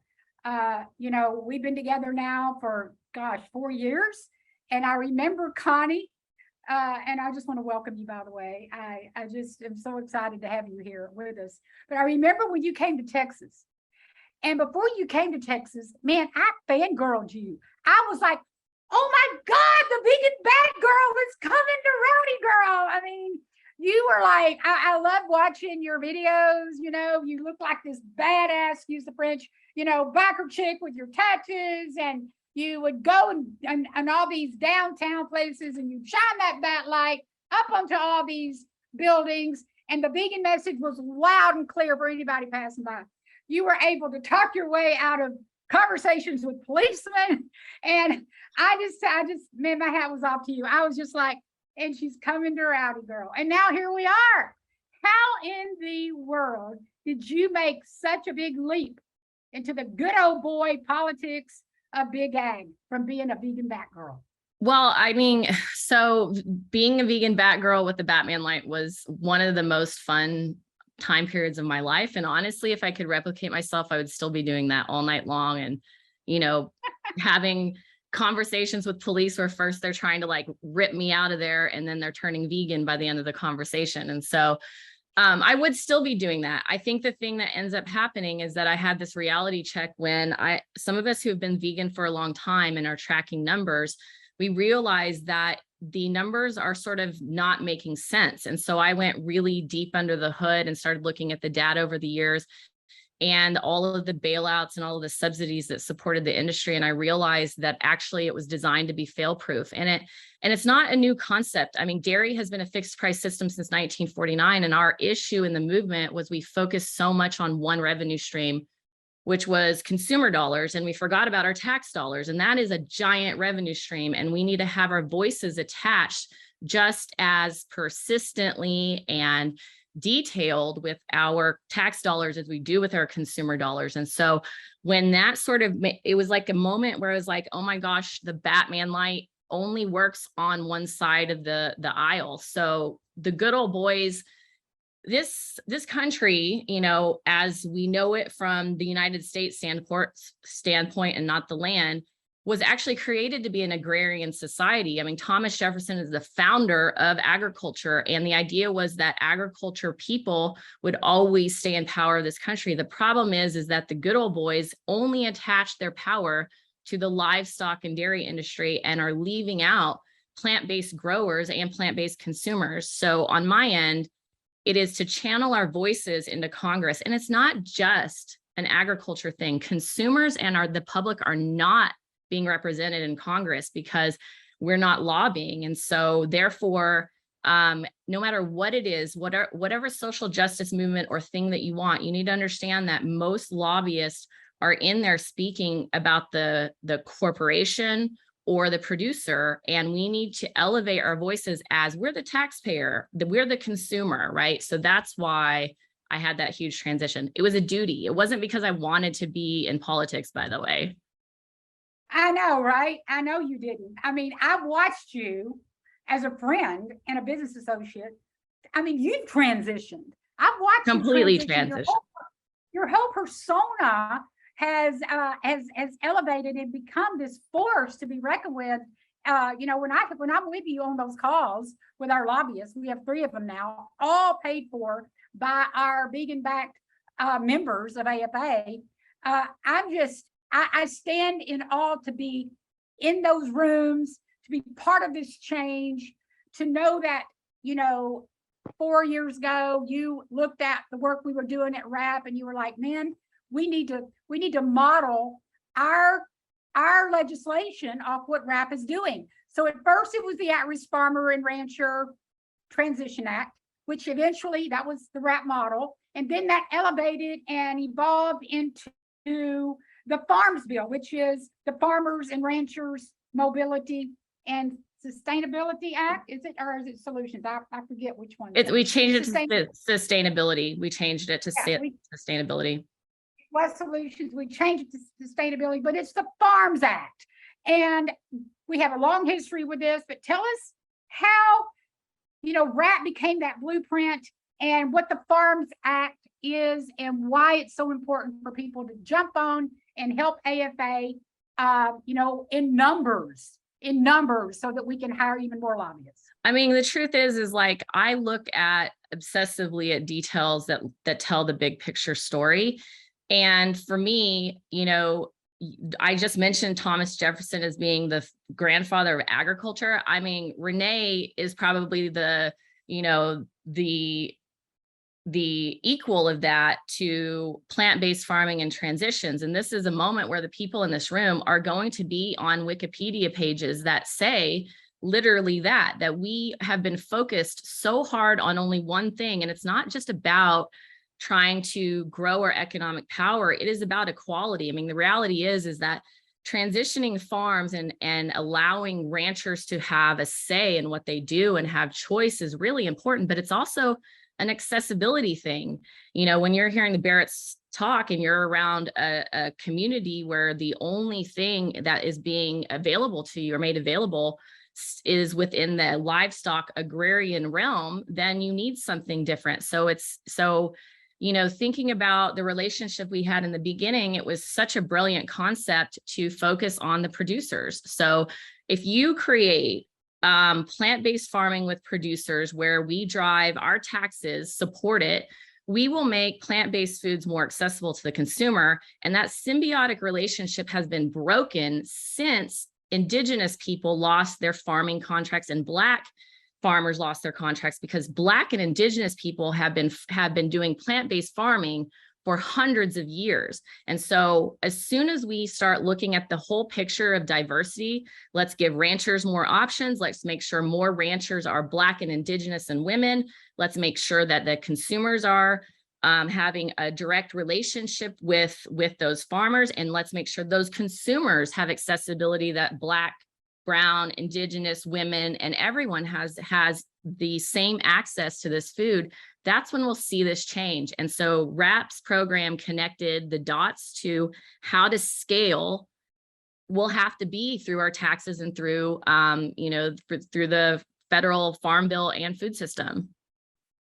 And I tell you, it's just been an amazing epiphany for me, because when I first started working with you, I was one of those vegans, very naively, that thought if we just, went vegan, if we just became an animal rights activist, if we just held posters up, if we just was loud enough, we could change the planet. If we could just, buy up all the plant-based food, then everybody, the world would go vegan. But that's not true.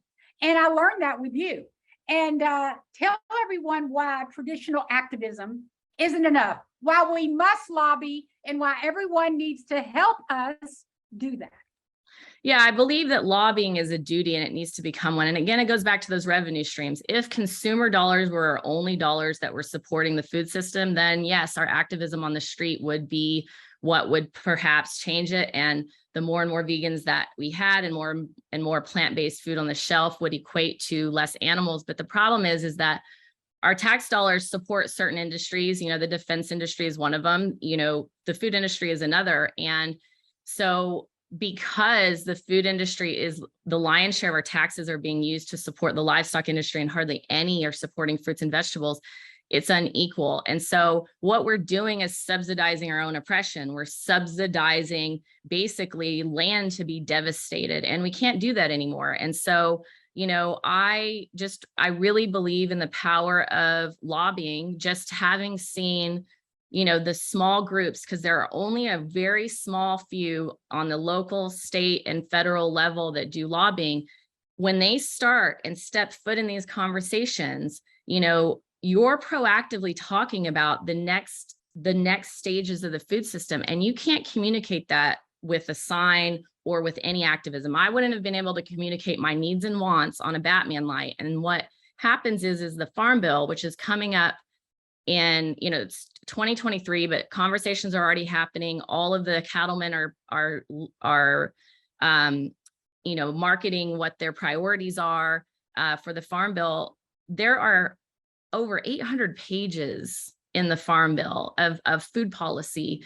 You cannot communicate that through activism at all. I don't care how good your activism is, it will not happen. So sure, we're changing the social aspect, and sure, we're changing the consumerism, which is amazing. And we need to keep doing that because it's symbolic of us not wanting to hurt the animals or the planet and wanting to help people.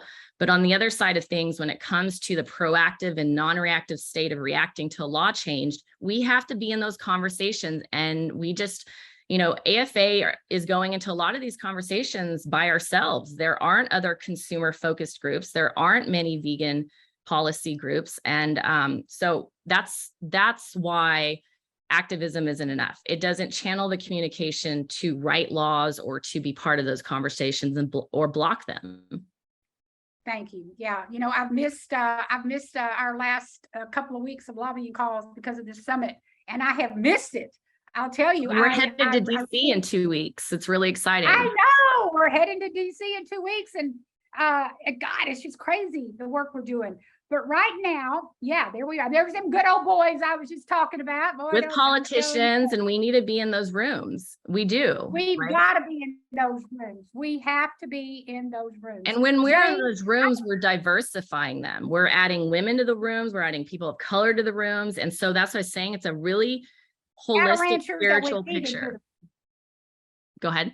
And cattle ranchers that went vegan to the room. They need that, And right now I want to bring Jane on to ask you a final question before we move on.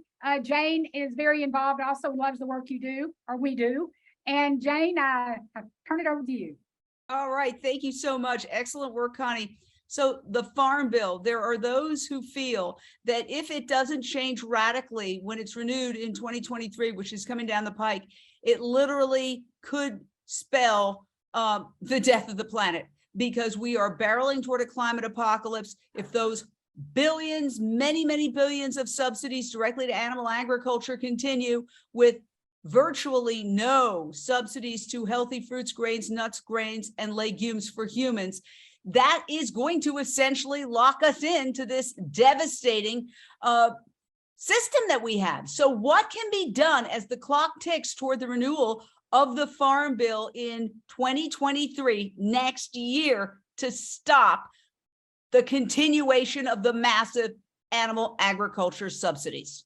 I mean, to your point, it is a crisis and it is an emergency. And so my call out to any vegan is you need to be working with policy groups, whether it's local, state, or federal, and helping us, because you're exactly right. The Farm Bill is a 5-year plan that actually sets the stage for 10 to 15 years of spending.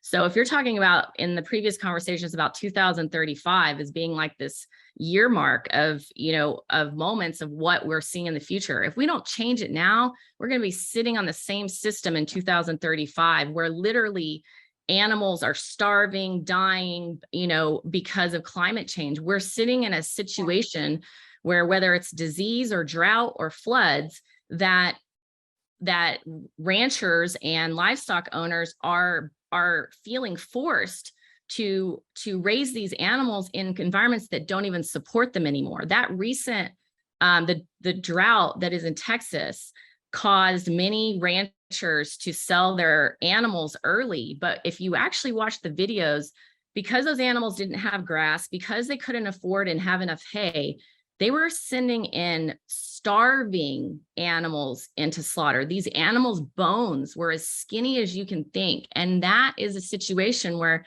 whether it's there or Kansas, that we need to start activating and saying, we have to transition farmers in places where literally it does not support the, livestock anymore. Some of this land is so infertile and is acting in a similar way as a desert would. We just can't keep raising animals in these environments. So when it comes to the Farm Bill, we have to get in crisis mode. Like, it can't just be about our consumer dollars. It has to be that if whatever that we want, we have to get involved in policy. So here's my first thing that I would say to get involved. If you ever go to an activism event, whoever is on that bullhorn and they are wonderful at speaking, tell them to run for a political position. We need to be incubating our own. Why are we not telling our own to literally run for a position? We are so intelligent at the breadth of detail that we have to give when it comes to our full story about veganism. The second thing is, beyond incubating and running, it is that if you can get connected with your local legislators and start building a communication channel locally, you can go by yourself. You can literally go by yourself. There's a great group, you know, in the Bay Area. They go to Berkeley and they teach people how to represent yourself in your local chapters, because there you can change things for school systems. You can change things for different areas that the city funds with food. You can make sure that vegan food is an option. On the federal level, to be clear, there really is no way to do it without a lobbyist. They basically have to, you know, be accredited, and they are the channel of communication. So we need more lobbyist representation through memberships, and you know, we need everyone's support, and so that we can legitimately have a fighting chance for not only human equality, but you know, getting our habitat back, to be quite honest. Thank you. Thank you so much, Jane, Connie, appreciate that so much. Yeah, the work of AFA, you know, is just amazing, and I'm grateful to not only have you on the table with that, but also Jane's support of the organization. Thank you. Absolutely. All Thank right. you to both of you. Thank you, Jane. Thank you, Renee. Yeah, thank you. So next up we have Eloisa Trinidad. Woo, wow. A lot of stuff happening with this girl right now. Eloisa is the executive director of Chili's on Wheels. She works to make veganism accessible to communities in need through food relief, policy, education, and mentorship. Eloisa is working on legislation to make plant-based food available across the country. And she's also the founder and executive director of the Vegan Activist Alliance. Yes, you heard that right. Eloisa is also working on legislation to make plant-based accessible across the country. And Eloisa, so much is happening for you right now, like boots on the ground. Welcome to the summit. Thank you, Renee. I'm so happy to be here. And yes, there is so much right now, and some really great wins on the plant-based front. So really exciting times. Yeah, your pioneering work is like, it's so grassroots. I mean, you're the kind of person that, you know, you start in the thick of it with the people, with the communities in need. You show them how to grow food, how to bring communities food, all that together. And then you take all this into the legislative, into Washington. Girl, I'm just like amazed at the way you operate. Tell us about your new win right now with Healthy Meals, Healthy Kids Act, because I'm just dying to hear all about it. Yes, so CNR, which is Child Nutrition Reauthorization, hasn't been looked at in about 12 years. So for the first time in the history of this country, the House actually advanced legislation to support plant-based food and plant-based milk options in schools across the country. This is a huge win for us. It's the second after we actually had our language included in the House Ag Appropriations as well to support the same initiative. So we're really excited. This is something that was modeled after the Healthy Future Students and Earth Act, which came out of actually students saying that Meatless Mondays, which in New York actually was very, very heavy, was not meeting their needs. And these are youth that are worried about climate change. A lot of students here are also food insecure, and they spoke up. And, you know, we worked with the legislators and we got the bill done. And then it was introduced in June 2021. And now those two provisions were actually modeled after the bill, and the bill was actually introduced by Velez and Bauman. Wow. Okay. So we got that. I mean, I just had to get that out.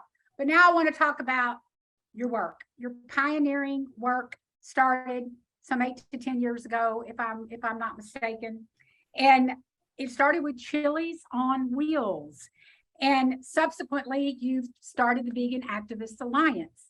Can you just tell us a little bit about that moment when you decided you were going to start Chili's on Wheels in your community? How did that happen, and how did it grow into this phenomenal? So my activism started as a little kid. You know, everything I do is shaped by my great grandparents and by elders. So I just want to correct that, because I wouldn't be here if it wasn't for them. And I've been an activist since I was a kid, you know, fighting people who are engineering seeds, who are fighting actually farmers right across the world. And I remember being a teenager getting petitions signed. So Chilies on Wheels was actually founded by Michelle Carrera, a queer Puerto Rican woman, about 8 years ago. And she really wanted to feed people, and she was vegan, and she didn't find a vegan soup kitchen. And she took her little son, Ali, who was about 3 or 4 at the time, and they just cooked some chili and started handing it out. And then it turned into a national organization, and we have chapters throughout the country, including Hawaii and Puerto Rico. Wow, gosh. So tell us, you know, why you're focused on amplifying the problems in particularly of our young people. I mean, you are really like right there in the thick of our young people finding solutions for our youth. Yeah, so we really believe while we provide direct food relief, that we have to empower communities to build alternative systems of survival while we are working on systemic change. And so, you know, as a person who was an activist as a kid, who had the opportunity, who grew up with parents who were growing their own food, I understood the power of food really early on. I understood the power of mutual aid very early on. And so when I see these kids that want to do the same, they need that support. I think we have exceptional youth in this country and in the world that want to do so much good. And right now we actually formed a youth steering committee, and they're actually leading federal advocacy for plant-based food and plant-based milk as well. They're getting meetings with the USDA. They're, you know, getting meetings with their legislators. We're consistently and constantly meeting with these folks, you know, telling them, hey, we need to change this food system. And they cannot only hear from us, they have to hear from those who are most impacted. And so the way that we do our policy work is very and always informed by community, informed by the communities that are most impacted, Black and Indigenous folks, and, you know, folks who do not have access to food. And so we are on the ground, we are at schools, we have community fridges, we have initiatives, sustainability initiatives with youth, and then we take all that and we use it to help shape our policy, which we present to legislators.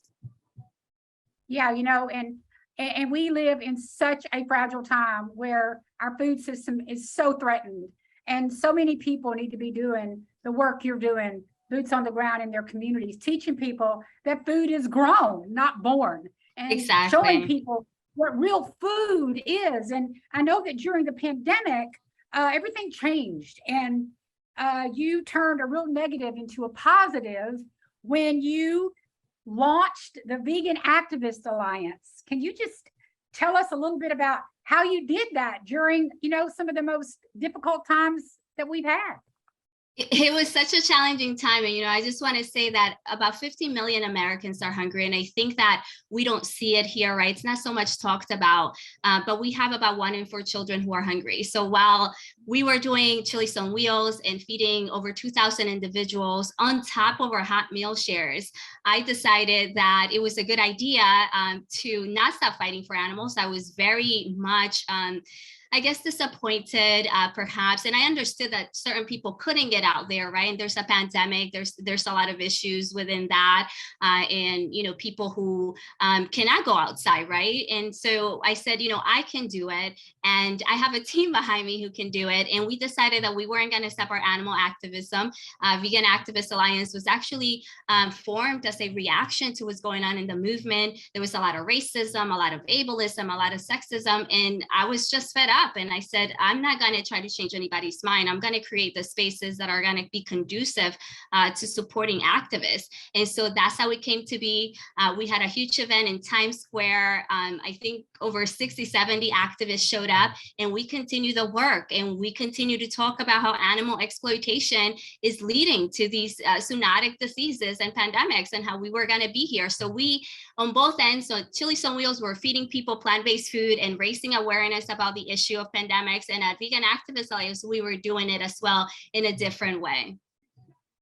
I know, you just brought the best of both worlds together. And, you know, I was doing some study on your work, and I learn so much when I take deep dives into the people that I want to frame up each summit, because everybody is chosen for a reason to bring in the big symphony of each summit. You know, I've and what you bring to the table that I really think needs to be talked about more is this whole idea of how we need to dismantle antiquated systems of oppression. The word dismantle literally means to take a structure and to tear it to pieces. And so I have a question about this, because I know, I get it. You know, our world has been built on, you know, colonization. You know, we are built on these structures that they're trying to hold together a system of violence, and a system of violence that's normalized for children. And so now in walks Eloisa, and people like you, because I know several, says we've got to dismantle the system. Tell us about that. How do we do that without tearing everything apart? Well, I think we're gonna have to tear everything apart to sew it back together in the right way. I know, but how do we do it without? Okay, let me rephrase that. How do we do that without tearing it up so far apart that we can't put Humpty Dumpty back together? We have to get to the root. You know, we have to, as people, understand that things are interconnected, that we have been disrupted. Western colonization has been a major disruptor, not just in our lives, right, but in the lives of our beyond human relatives, as I like to call our fellow animals, and with each other, right? There is so much disconnect to food. There's so much disconnect between us, right? And so taking it apart and understanding where that comes from, and understanding that decoloniality and decolonization is for all of us. It's not just for me as an Afro-Indigenous person. It's also for everybody, because we've all been disrupted, and this is why we're here. This is, you know, colonization has led to the dairying industry being expanded. Europe colonized 84% of the world and brought their food traditions with them, which were very, very animal heavy, and used animals in the process of also enslaving people and taking over land. And that's a very important thing to understand, because there's a lot of talk about regenerative agriculture, a lot of rewilding, but these are old practices that have been practiced by Indigenous people all over the world. And we have to center this knowledge, right? And when we think about, there's a lot of talk about technology, and I heard a lot about, you know, cell-based agriculture, and Pat Brown made a really great point that this isn't necessarily gonna, you know, go to scale. It's extremely expensive. Right now, what we do know is the world depends on plants for 90% of their caloric intake. That's 90%, even though it's about, I believe, 15 plants in total. And out of that, 2/3 is, you know, soy, there's corn and rice and wheat. And we have to diversify and not really, you know, do monocrops as much. Plants are our life. There are what sustains us, but we have to center Indigenous knowledge along with new technology in order to dismantle these systems and understand that we have to come together, understand the root, and understand why we have been so separate, not just from ourselves, but from the land. And it's very important to understand that history. And I think there's a lot of fear behind understanding that, because people feel that, oh, you know, I'm being blamed for everything that's happening. And it's not a blame, it's an opportunity to really right what is wrong, and not just for us as humans, but for the animals that have tremendously suffered by this process, you know, of Western colonization. They're beings just like us. They are, you know, and I looked up that word too, because sometimes I think I know the meanings of words, right? And colonization in the very early days was considered a progressive move towards a modern world. But colonization is defined as a political economic phenomenon whereby various European nations explored, conquered, settled, and exploited large areas of the world. I'm with you, sister. I mean, we've got to get to a place to where we are seeing who we are as one. We are one with the earth, one with the animals, one with the plants, one with our native cultures, the indigenous way of life. We are one with all that. And the fact that we've gotten so far away from it is a sin. And I'm so glad there's people like you shining a light on these facts. Jane, would you come in and ask Eloisa a final question before we say goodbye to our awesome guest? Eloisa, I just love your work. The community fridge, what you're doing in Congress, amazing.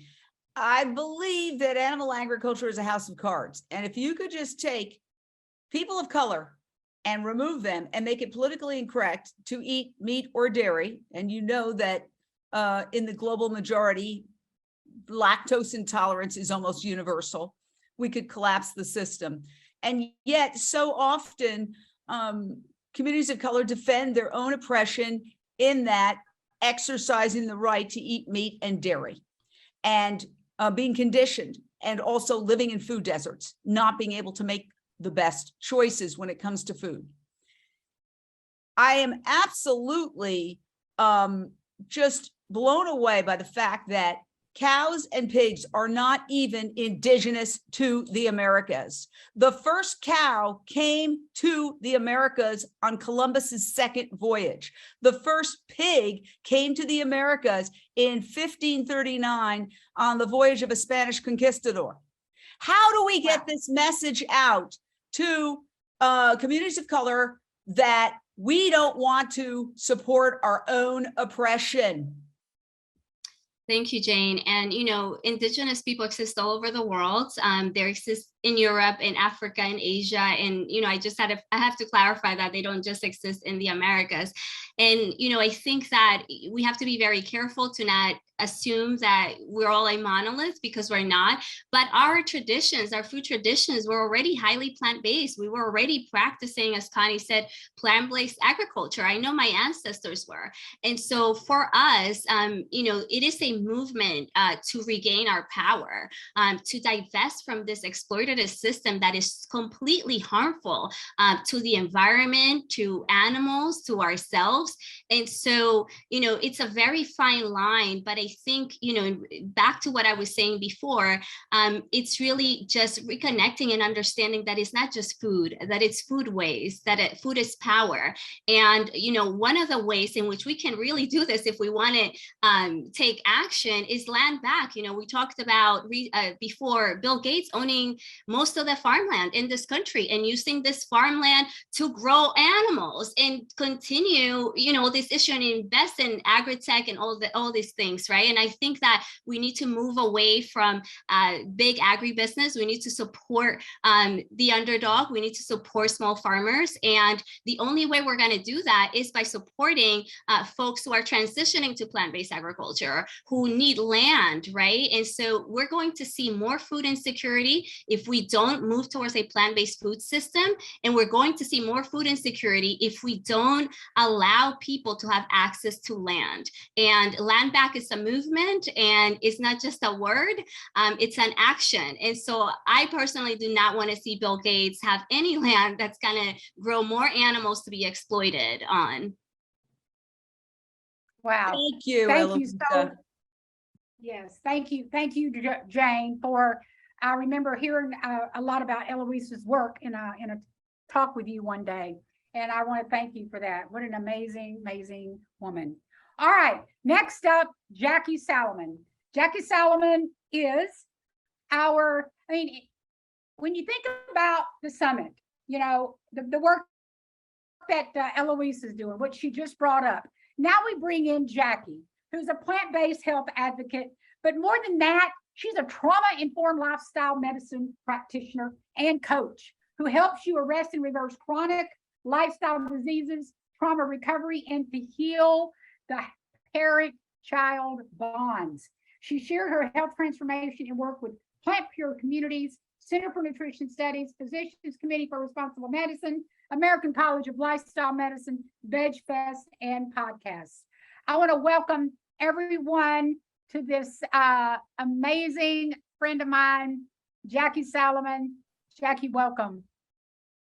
Oh my goodness, thank you. Thank you so much for having me. It is such an honor to be on this panel with these amazing people. Thank you. Well, I want to tell you something. I don't mean to be putting anybody else, you know, this is not a ditch against anybody on this panel. But if I had to pick somebody to live right next door to me, it would be you. And I'll tell you why. I have lived a life where I've recovered from a lot of trauma. And so I get your heart. I know what it's like to be a woman in the world full of all this trauma, which our world is full of trauma. Animal agriculture is full of trauma. And so if we don't address our trauma, then we just stay stuck. We can't take that leap. And what I see you doing with your work is so incredible, because you know you really seek to heal people at their base level. You have an amazing healing journey all your own that you took from arresting your own diseases. You reversed your own chronic diseases in your body, but also in the bodies of your family. You've gone from activism to speaking to you heal folks through social entrepreneurship. I love that this work you're doing is such a foundational spiritual recovery. Tell us about how you do that. Wow. Thank you so much. Sometimes it's overwhelming to hear it from someone else's perspective, because it has been a journey. It started out in 2009. My 11-year-old son contracted a severe allergic reaction to a pharmaceutical, and he suffered greatly and earned his angel wings after 10 days. Oh.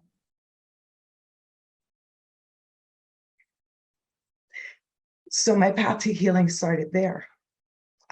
Understanding, needing to understand what had just happened, needing to understand how to keep living and breathing for my twins that were 8 years old at the time. Needing to understand what my purpose was in all this. That's where the journey of healing started. We moved to Arizona on an intuitive guidance. I felt my Joshua spirit here. We had come to vacation in Arizona for several summers, and he loved it here. It was his favorite place in the world. So we left New Jersey after a year and came to Arizona. And it was here that my children started experiencing discrimination in the schools because they learned differently. So there was more trauma. And so I was healing from what had happened with our family. I was trying to learn and educate myself to advocate for my children. So we all started getting really, really sick. Obesity set in, chronic diseases took their hold, and I almost lost my life twice due to the illnesses that I had. But that wasn't enough for me to make a change. I was so stuck in our ways and every day dealing with the stress and every day just reacting to life, that it wasn't until the diseases went after my children. And at 14, they were being diagnosed with prediabetes, high cholesterol. They wanted to put my babies on statins. They wanted to cut my baby's chest open to possibly sew up a hole that he had developed in his heart. And that's when it was just like record scratch. And it was like the insanity was just like, stop. Like, what is happening? What is this? I need to understand this, because now they were going after my other babies. And it was then that I started researching and discovered really a holistic approach to how to heal ourselves. And this is when I started discovering that nutrition and education was not even taught in medical schools, was not any kind of training on this. So I was learning everything by myself. And that's where the activism started. It was like, okay, why do I have to buy books? Why do I have to pay for all these seminars? Why do I have to pay for courses? Why don't we know this? Why don't we know this? And that made me really angry.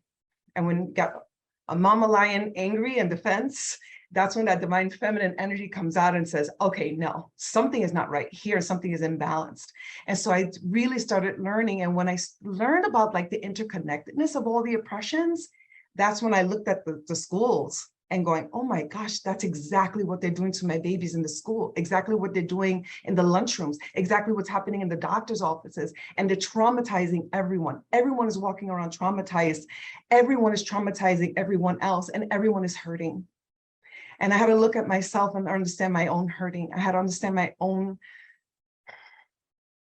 challenges and my own behavior so I could show up for my children. In a world that was vastly changing, I had to show up for my kids. And that's when I started studying and realized that trauma is also the other thing that is not taught in medical schools, in training, in our behavioral health. Everything has to be learned outside of traditional training. So that's where the trauma and the nutrition came in. And that's where lifestyle medicine was the big aha, and all about health equity. As a Puerto Rican woman who I identify as an indigenous woman from the island of Boriquen, my family's originally all from there. I was born in Lower Manhattan. I get to every day live, play, and work on the ancestral land of the Akimel Autumn and Pipash people that are agriculturists for generations and generations and generations and generations, know and understand how to work this land. And we are losing them so quickly. The diabetes epidemic on our reservations is stealing and pilfering the knowledge and wisdom that we have to help us transition. If we humble ourselves and we understand the trauma of colonization, how it lives every day in the awareness of our people, now we can start working together. We have to stop fighting. We have to understand that we are all traumatized. I was listening to the Barrett story and just my heart was breaking, listening to the trauma that they were forced to be in when their hearts were telling them to do one thing, but the system was forcing them to do something else, re-traumatizing and re-traumatizing. That's where we have to get to the core, and that's where my heart tells me I have to be. Gosh, girl, that's why I want you living next door. Because I'm telling you, you're somebody I feel like I could just look into your eyes, hold your hands, and I could just be rejuvenated. Your voice is healing. You emanate a very healing energy, and it's amazing. Okay, you're trauma-informed lifestyle medicine practitioner, but you also consider your organization trauma-informed. And can you help us understand just what trauma-informed means and what the difference is between you being trauma-informed and your organization being trauma-informed? Thank you for that question. So as a practitioner being trauma-informed, I have trained, I have studied under different teachers what trauma is, how it impacts us, and how it is stored in the body. So basically, trauma is something that happens to us that overwhelms our central nervous system and puts in a position where we cannot function and we cannot respond, right? It just inhibits us. And when the trauma is deep enough and sustaining enough, it literally transforms our brain. So our brain, through neuroplasticity, adapts to the trauma. Our bodies store the trauma. So think about that as beings, as mammals, and the food that we consume, what we consider food, and the trauma that the animals live with and live in and suffer, then we consume that in the flesh. We consume that. It's literally the trauma that we have. We're reliving that over and over and over again. So understanding really what trauma is.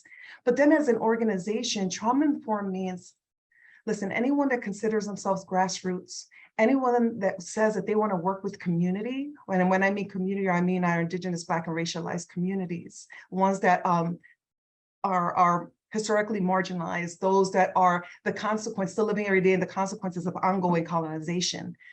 We have to be trauma-informed. And what that means, that's different from DE&I, which starts out from a baseline of whiteness and then brings in other ingredients to diversify.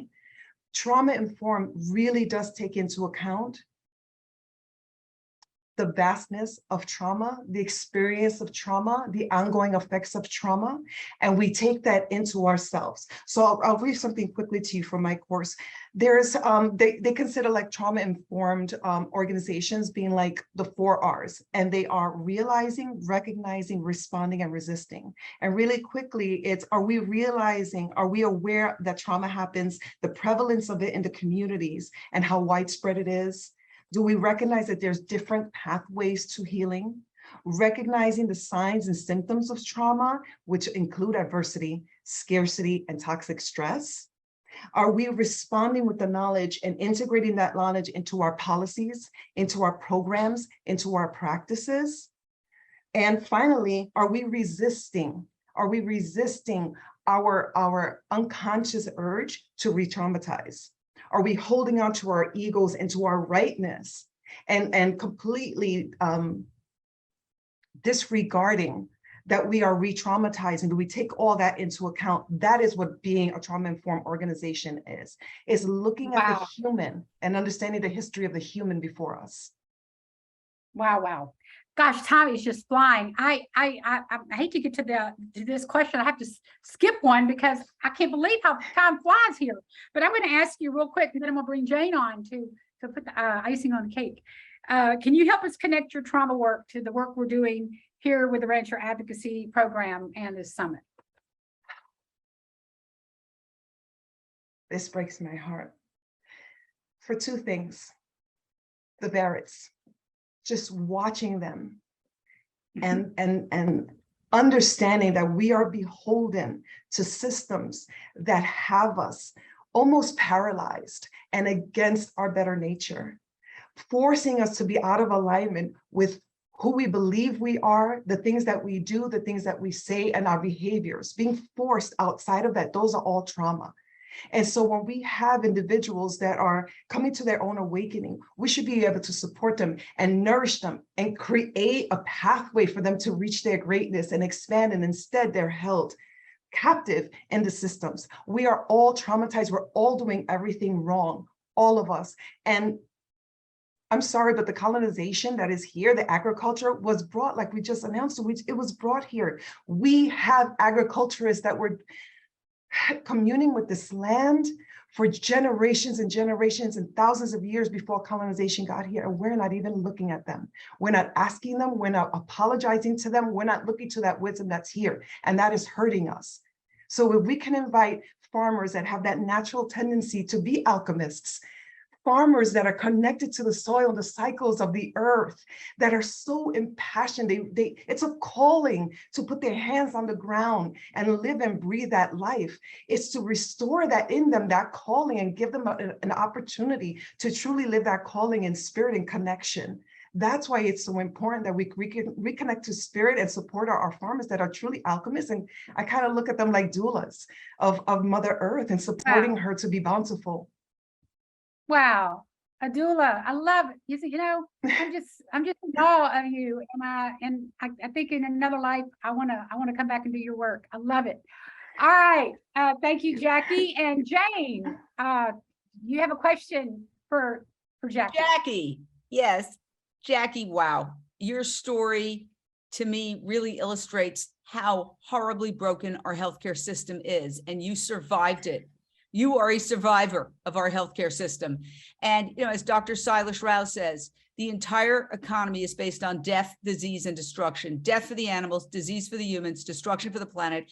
And the pharmaceutical and healthcare industry might as well be the meat and dairy industry, because we wouldn't need most of the operations and most of the pills that is a multi-billion-dollar industry if we were eating a healthy fruit, vegetable, nuts, grains, and legumes diet. So what do we do to wake people up that the healthcare system isn't the solution, but it's also part of the problem? Thank you for this question. This is why I work very closely with the American College of Lifestyle Medicine. I co-lead the sub-member interest group called Community Conversations within the Health Equity Achieved Through Lifestyle Medicine group. And we are completely impassioned by going to our communities that don't need to learn this. They know it, they live it every day. Now it's like, okay, what is prohibiting you from making the changes that are actually for your best? That is the addictive qualities of the foods. That is talking about pointing fingers, telling people that they're doing things that are wrong, forcing people to want to change, people that are traumatized every single day. So what we do is we inspire them by saying, you know what, you have created within yourself, co-created, I should say, within yourself, chronic diseases that are lifestyle diseases, that are foodborne diseases, and completely attributed to the colonized diet.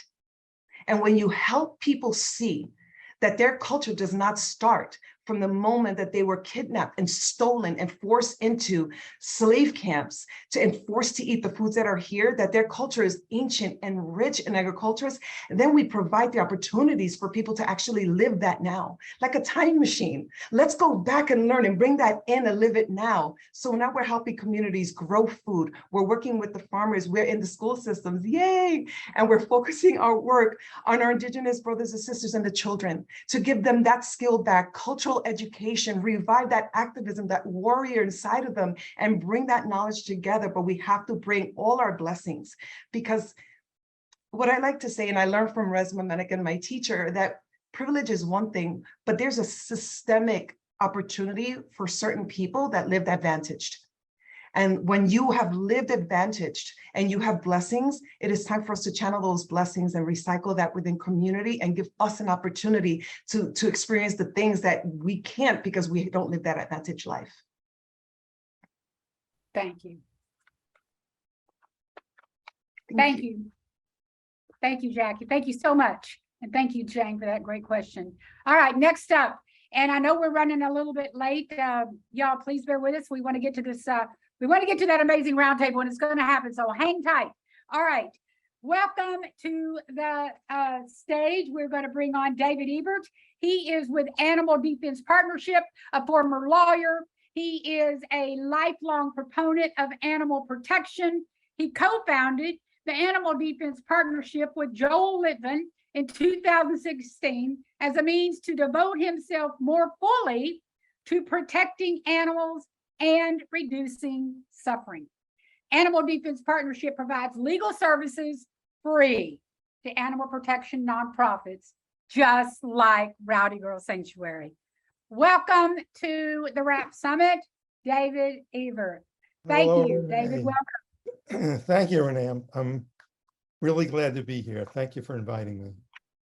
Well, we're so glad you're here. And, you know, again, when I was thinking about how this summit should shape up, and I kept seeing your face. I kept hearing your voice. I don't know if that's a good thing. Well, it is a good thing. And the reason it's a good thing is because without people like you that most people think are shady, I mean, a lot of people don't like lawyers, but you're the kind of lawyer that, God, you're doing such good for us. I mean, I don't know how long we've known each other, but it's been a while. You've helped us through quite a few challenges. You even helped us with some farm transition work. And of course, it's all confidential and it's always under the radar. But one of the things you never, ever did was tell me not to call you. You always told me that whatever you need, call. Never think you're calling too much. And even when I might have bothered you a few times, you were so polite about it.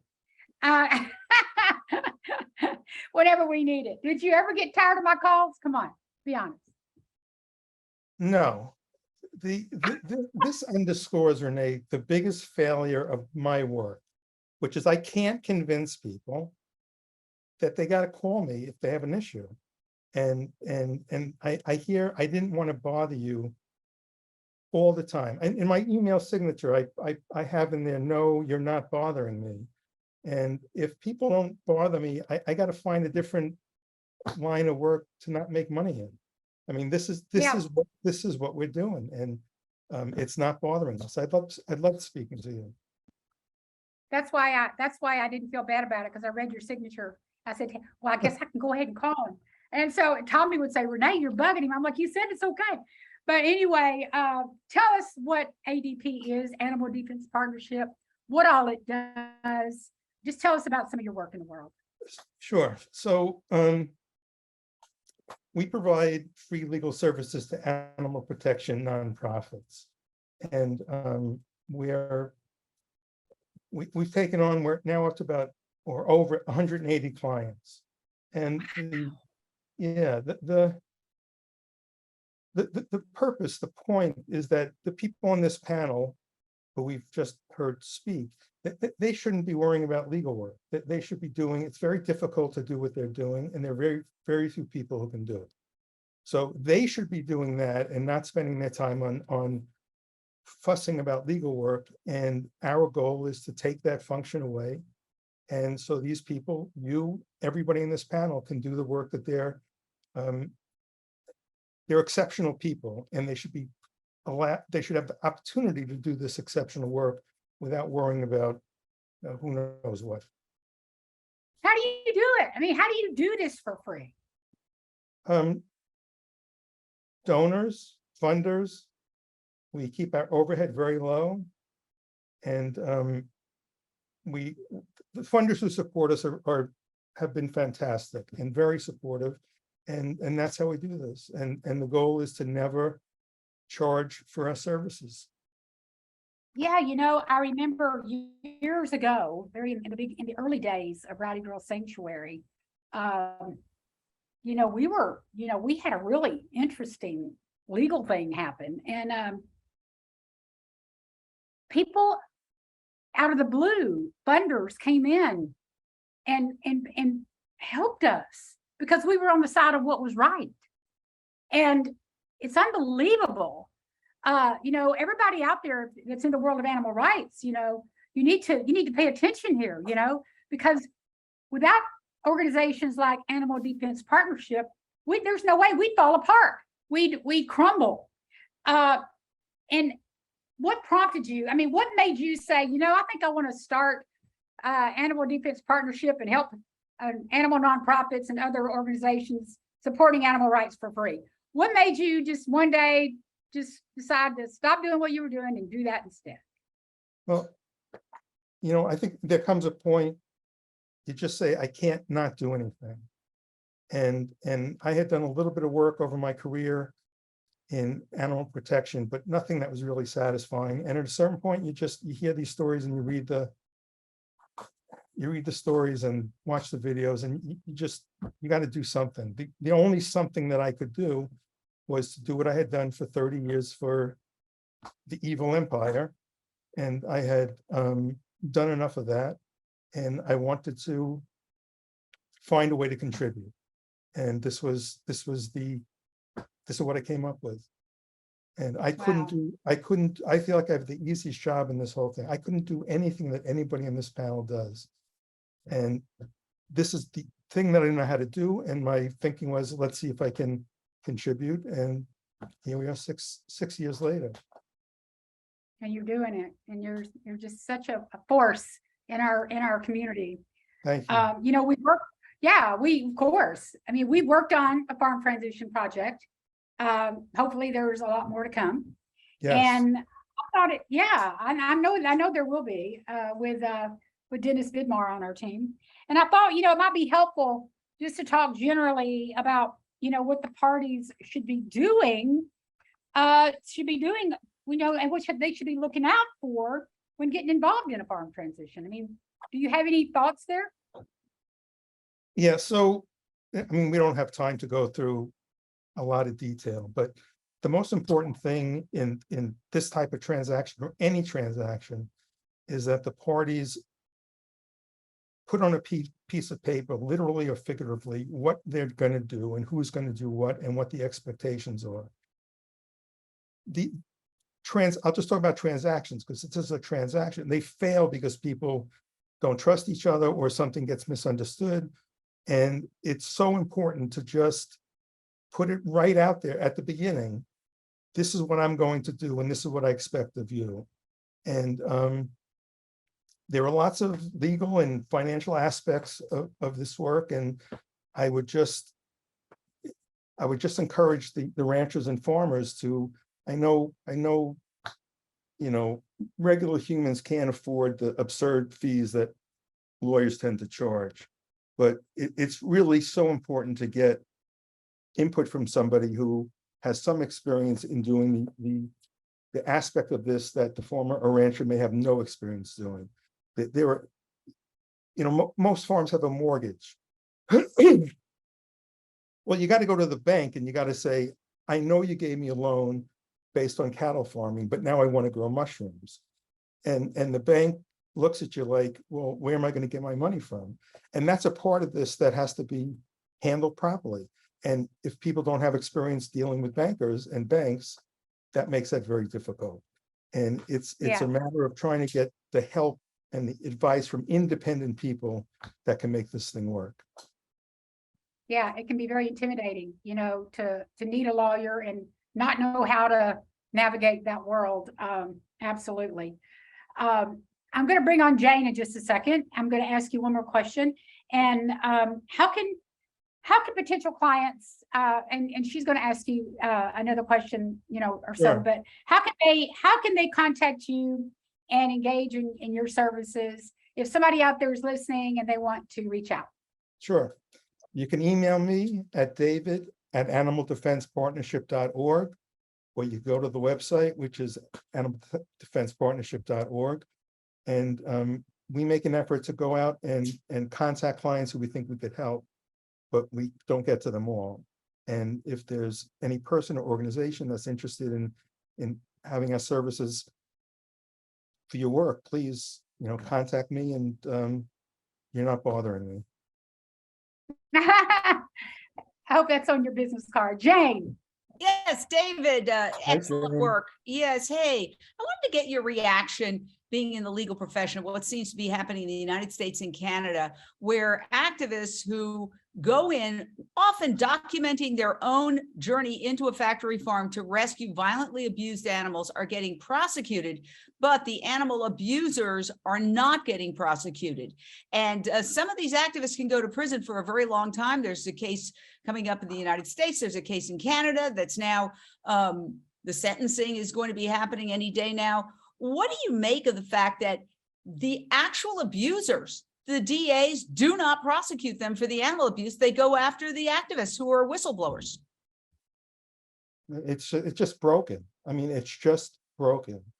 And the people who go and do these investigations and get this footage, and the efforts that are made to keep them out of that process, and people who have to get a job doing the exact thing that they are fighting against in order to get this footage. And I'm in awe of these people. To prosecute, it's I don't have an answer. I don't have a response to it, other than it's just part of the broken system that we have, and the lack of regard for animals that it's just crushing. It's just crushing. And you know, somebody trying to give water to a pig in a transport cart who gets arrested. It's hard to understand what the point is, other than that these growers and these killers in the places that kill animals for food. I mean, they have a lot of power. And I mean, we've gone into, we were involved in a case in Minnesota against a pig slaughterhouse. I always think I remember this incorrectly, so I go and look at it. They process 19,000 pigs a day, which I can't even, you know, you can't put that in your head. If you watch the video, you can put it into your head. But there is, it's so powerful. And we went in and we knew we weren't going to win, because the judge and the people who were looking at our application they live there. They're employed by the people we're going after. The company DAs. town. They won't listen to you. The DAs will do nothing. You could go in and say, here's a violation, here's the statute, here's a violation. And they look at you like, well, you know, I maybe they've changed. That's as old. That used to happen. Maybe it doesn't happen. And it's very frustrating, but you got to keep doing it. You got to keep doing it. And hopefully you'll get to the right person or the right people, and it starts to change. But it's a hard road. Thank you, David. Yeah, thank you so much, David. Thank you. Thank you for that question. Thank you, Y'all hang around. We're going to have the round table here in a minute. We're just a little bit behind schedule, but stay with us. All right. First of all, thank you to all of our sponsors, of which Animal Defense Partnership is one. Thank you. Our titanium sponsor, Impossible. Our gold sponsors, The Dog, Unchained TV, Silo Farms, which is also helping folks at the Barrett farm. Our silver sponsors, the Roaring Vegans, Escape Velocity, Center for Biological Diversity, Chef Tanya's Kitchen, Shannon Hunter, the Agriculture Fairness Alliance, and in defense of animals. Our bronze sponsors, Hungry Planet. We have the Zen Sanctuary, John Bates, Subi and You, LVLY Ultra Quest, and the Vegan Meathead and the World Guardians. And we want to do a big shout out to our corporate sponsor that's been with us for several years. All y'all's food, it's jerky, y'all. Thank you. Thank you. All of you are amazing sponsors. And Akaju. Don't let me forget Akaju. Thank you. All right. Next up, we are going to speak to Jane. Jane is always on the other side of the camera interviewing everyone. You know, she's always the one, you know, responsible for interviewing. And God, if y'all knew the lady that I know, you would just be shocked at the woman that's really behind the camera. She has a heart of gold. She doesn't like for anybody to brag about her. Don't brag about Jane. Jane is boots on the ground doing the work. She shines like this most amazing star. Stars don't ever say, hey, you know, I'm shining bright. Notice me. Jane is a shining star in our movement. She's a television, social media journalist and author. She's the founder of UnchainedTV.com, which is a hub for the Unchained TV global streaming network, an app with hundreds of TV shows and movies about compassion to animals, people, and the planet. Unchained TV is a 501c3 nonprofit based in Marina del Rey. Welcome, Jane, and thank you so much for all the work you do for the animals, for being of service to Rowdy Girl Sanctuary on our board, for being a friend and a mentor and a muse to me. Thank you. Thank you. And let's roll the videotape. 5, 4, 3, 1.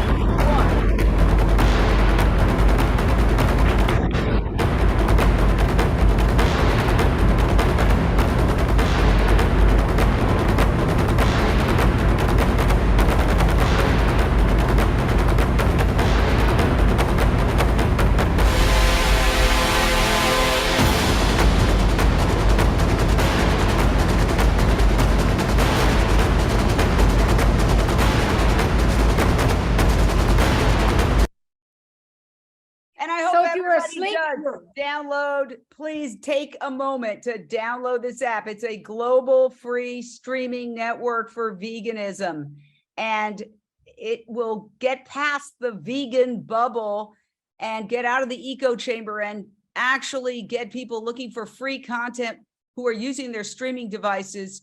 So I really urge everybody, please download Unchained TV. You can do it on your phone. You can do it on your television with a Roku device, an Apple TV device, or an Amazon Fire Stick. And you can also go to unchainedtv.com and click watch now and watch it right there on your laptop. Thank you, Renee. Sorry. Yes, you have to. I remember when I downloaded mine, I thought, you know what? This is freaking life-changing. Jane is pioneering an app for us that is going to explode. I know it is. When documentaries continue to pour in, you know, we're going to have so much to watch. I know when Rowdy Girl hits the scene, it's going to be on Unchained TV. Yay. All right, Jane, remember when you came to Texas? First time you came to Texas, you brought us these red, white, and blue hats, and you were so excited. You had your boots on that you bought from Cat Mendenhall, who makes Texas vegan boots.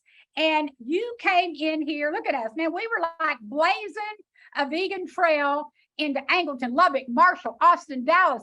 We were all over Texas, me and Jane making all kind of vegan waves. Can you unpack that for us and just tell us from your point of view what that was like? Well, the red, white, and blue cowboy hats I brought kind of tell the whole story. That was my idea of Texas. And then it turned out we were the only ones wearing cowboy boots and cowboy hats for the entire trip. But I had a great time. And what I realized was I just had a city girl's notion of what Texas was like. And everybody was really far more open to the idea of plant-based. We went to a veg fest. I think it was the Austin Veg Fest. It was packed. We visited a college where there was an animal rights group. And then we stormed to a TV station that had done a very negative story about pigeons, and we protested outside. We had a good old time.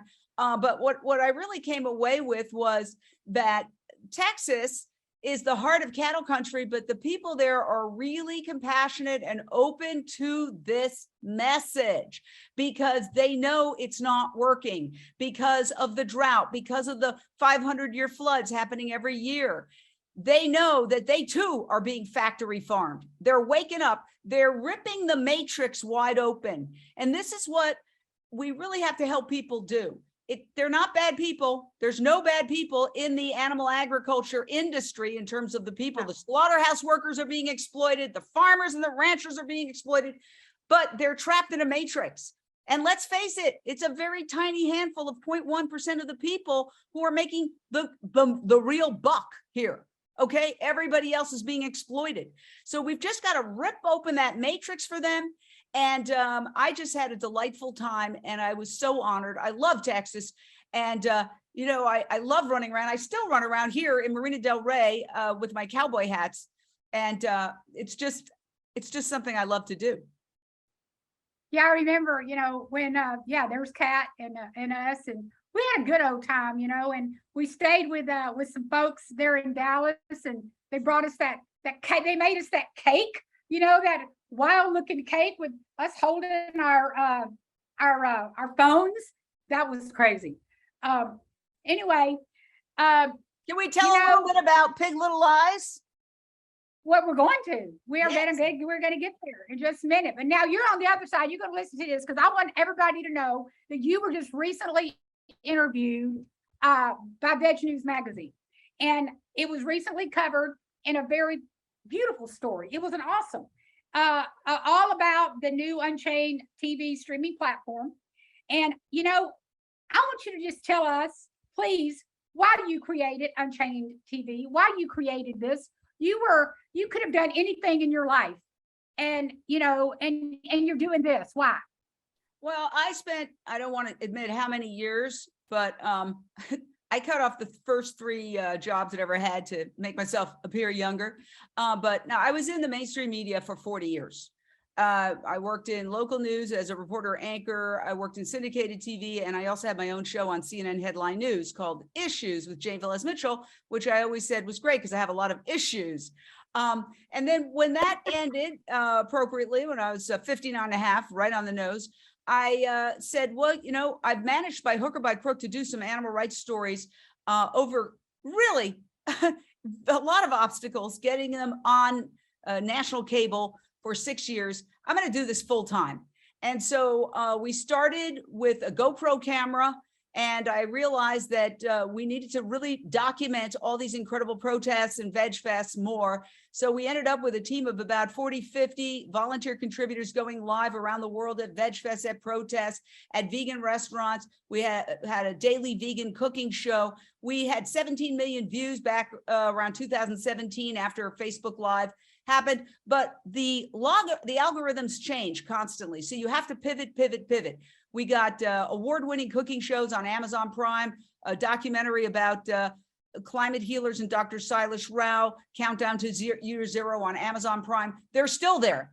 But as Jennifer Stojkovic of the Vegan Women's Summit says, we have an obligation to use every technology available to spread our message. So the algorithms on Facebook are changing. I think we all know that. This is a new platform that is global. We have people watching Croatia, Vietnam, Latin America, Europe, Canada.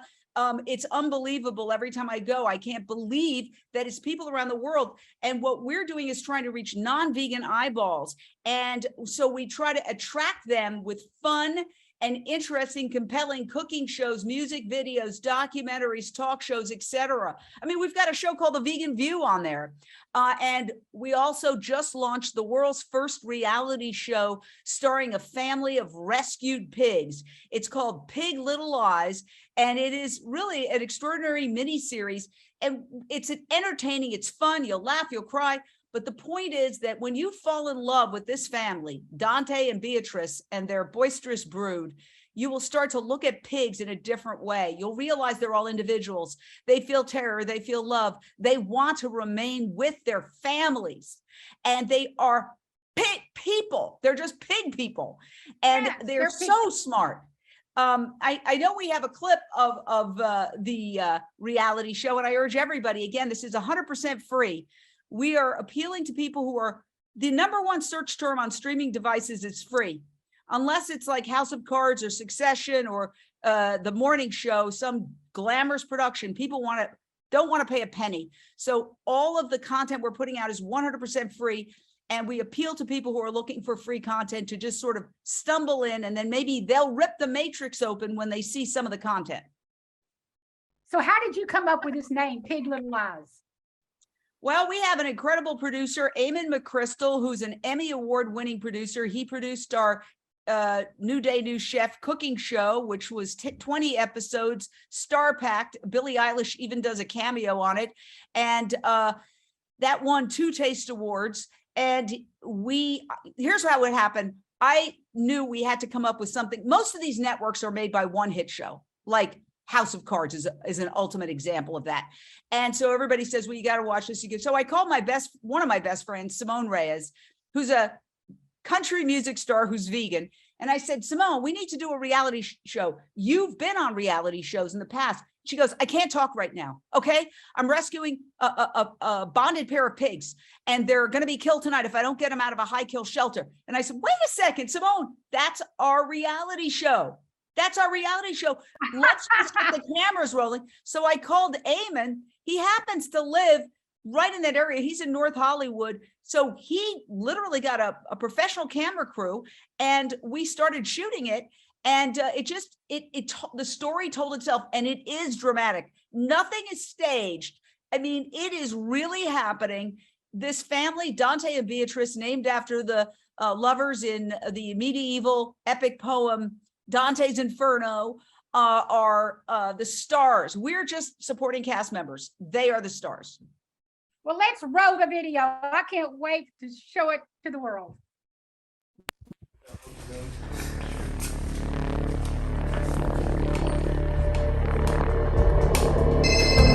Oh, is that your phone?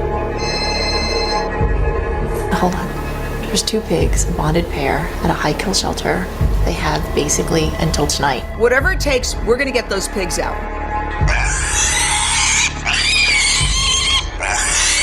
I don't have any place to put pigs. I have pigs all over town. There's nobody else who can step up for this?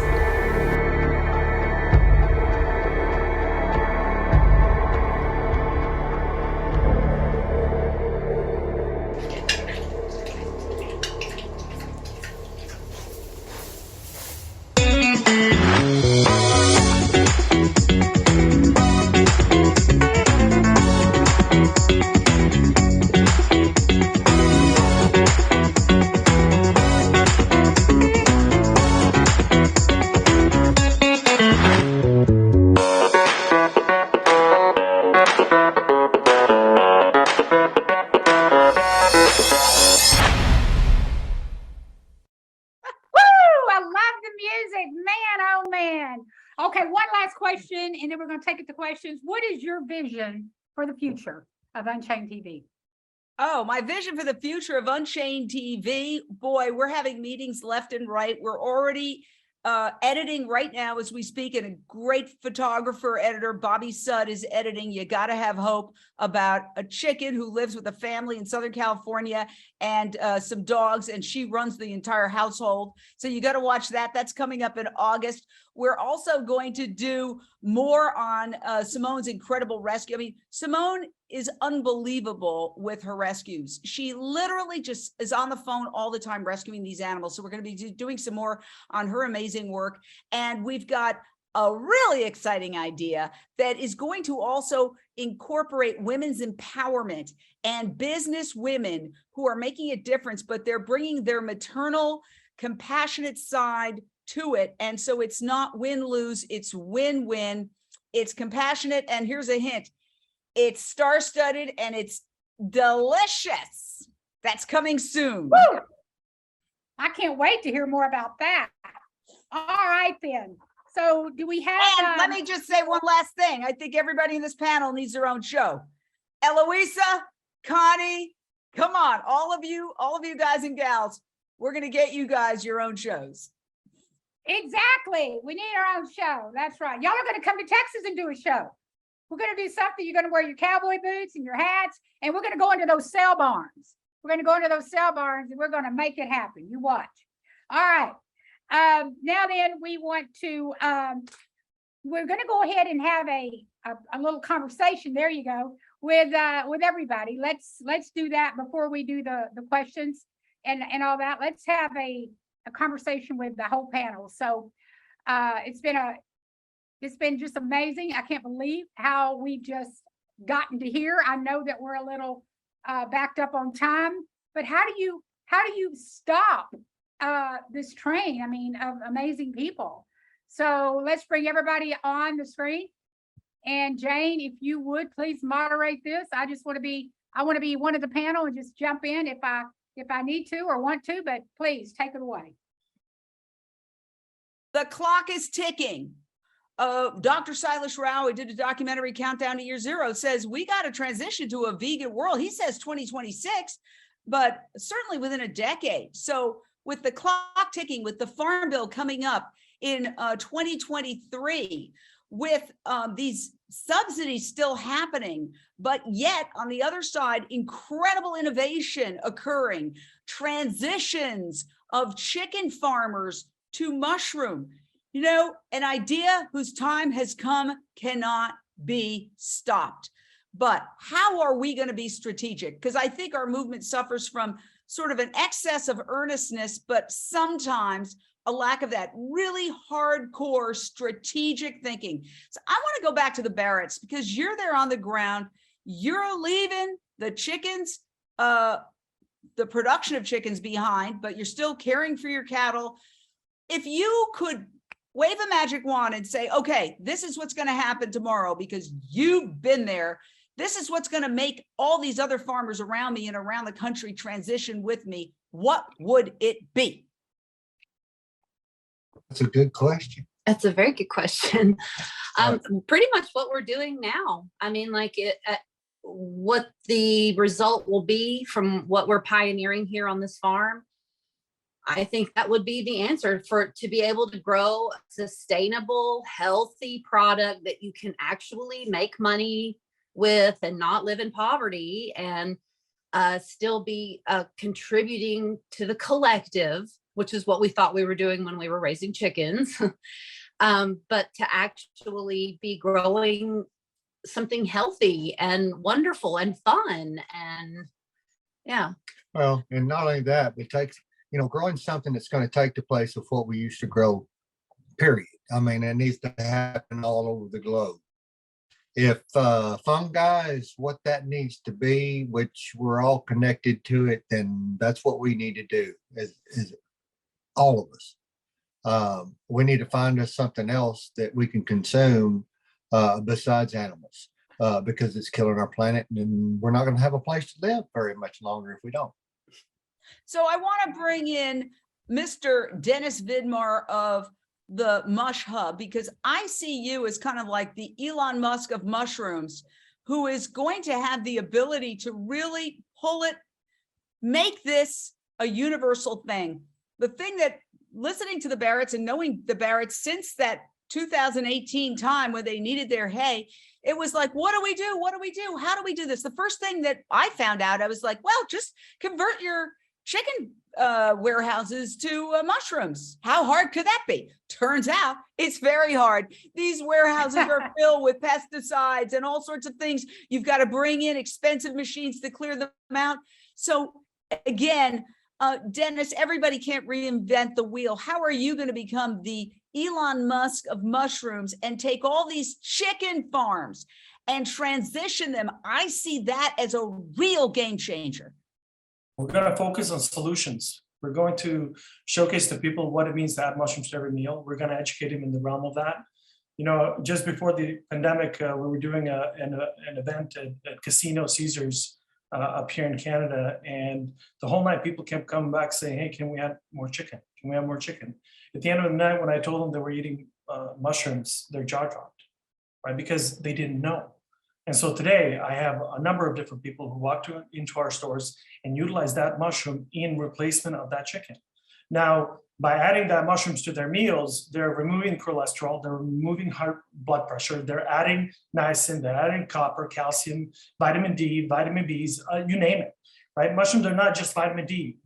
Mushrooms are health. That's how I equate mushrooms to be. And so I find that what we're doing with the transition is, yes, we're taking away a lot of death and transitioning it to life, which mushrooms are, right? And then what we're going to do is we're going to showcase to people what all that means on the health component. And so when the activism starts to collide in path with health, well, it's an epiphany for all. You know, people will realize what the benefit and what the aspects of that are. You know, and a lot of people will say, well, I don't like mushrooms. I said, look, you may not like mushrooms, but you have to respect mushrooms, right? Because they're so intertwined into our world, and we're just now starting to see that. And so in the decade in 2030, we're going to be at a time where everybody's going to look back and say, oh my God, solution mushroom, solution mushroom, solution mushroom. So if we focus on solutions, I believe that we're gonna pass that threshold where we all see our planet being in the next 10, 15 years. I think follow the money. If it makes money, people will do it. Exactly. And you know that the overwhelming majority of the 8 billion animals killed every year are chickens. If we just pull that one piece out of the puzzle, the meat and dairy industry could collapse. And so you have I don't know if it's 90%, but somewhere in the range of that. It's wild, the percentage that's chickens. How are we going to scale this up rapidly? How are we going to take the Barrett's model? Used to be chicken farmers, now mushroom farmers. Here's the new warehouse. Are we going to create videos? I mean, this has to be taken to scale right away. Right away. And maybe I'll bring Carl in on that, because you deal with the manufacturers, you deal with the investors, you're the money guy. Well, I'd love to think of myself as the money guy. Where's the money? Show me the money. Yeah, and it's very interesting. A lot of the innovation that's going on in the plant-based foods industry is around mycelium. In fact, the plant-based certification, which the Plant-Based Food Association manages, includes mycelia, even though they aren't technically plants. But for the purposes of this movement, the plant-based diet and everything, absolutely they're plants, because you know, we're talking about, you know, changing the entire food system, and mushrooms, of course, are a very, very important part of that. But, you know, when we talk about scaling, we have to look at the potential market. Mushrooms, I think, have a lot of white space, a lot of room to grow. There's no doubt about that. But also, you know, when we're looking to help farmers transition away from what they're doing now to something new, we need to look at diversifying. And even mushrooms, you know, you might want to think, once you're well established in your mushroom business, okay, what else can we do? Because this business 101, you know, the more range of products you can offer to a wider range of customers, the more stable your business will be going into the future.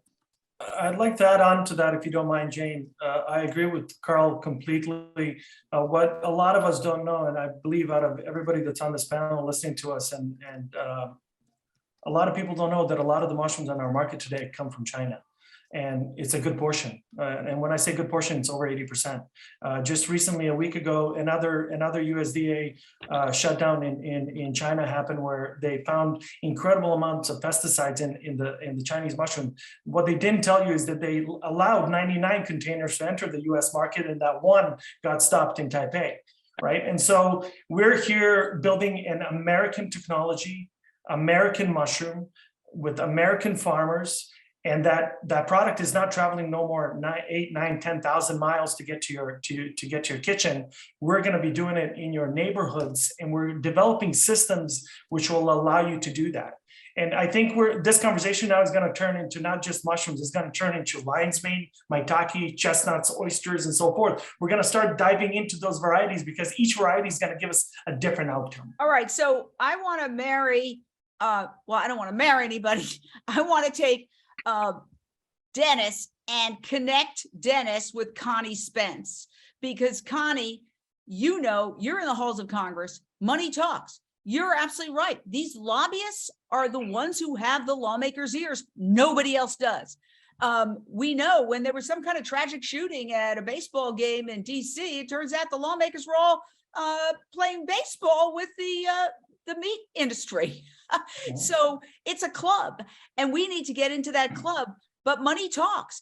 If the fungi is making money and you guys get into the halls of Congress now, I'm not talking after the Farm Bill, okay? I'm talking tomorrow, next week, that you could get your pitch to lawmakers, because if they think you've got money and they think you're gonna help them get reelected, they will listen to you. But honestly, not to sound cynical, that's pretty much the only way you're going to get them to listen to you.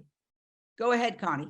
Yeah, I mean, I'm in agreement with that. I think the way to look at Congress is they're a boardroom, for an extended boardroom of the livestock industry. And literally everything is about economic power. And so if we can prove that you're not really gaining economic power, especially on disease, when animals go through diseases or land doesn't work anymore, at least that part of it, we can start, creating the steps for an overall system to have more choice and change. And I agree with the mushroom model.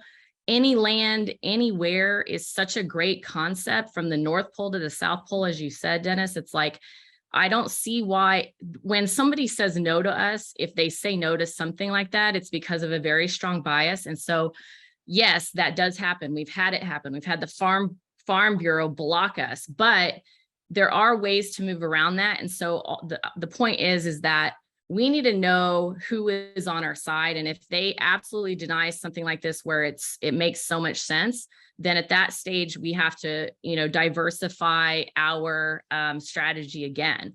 And that's why I was sort of saying, like, in parallel to doing work for the Farm Bill, we need to be doing local and state level as well. States have their own Farm Bill versions. And someone asked this question, and we have a coalition. I'll send you guys the link. It's just a collaborative team of where we want to be able to, in parallel, work together. Because the point that happens, and everyone's in here saying this, you're so focused on your own thing, not because you don't want to be focused on like a holistic strategy with other groups, but it's just what you're moving in that direction. We almost need a project manager, like connecting us all on a monthly basis to say, this is what we're working on. How do we help each other, versus reinventing the wheel?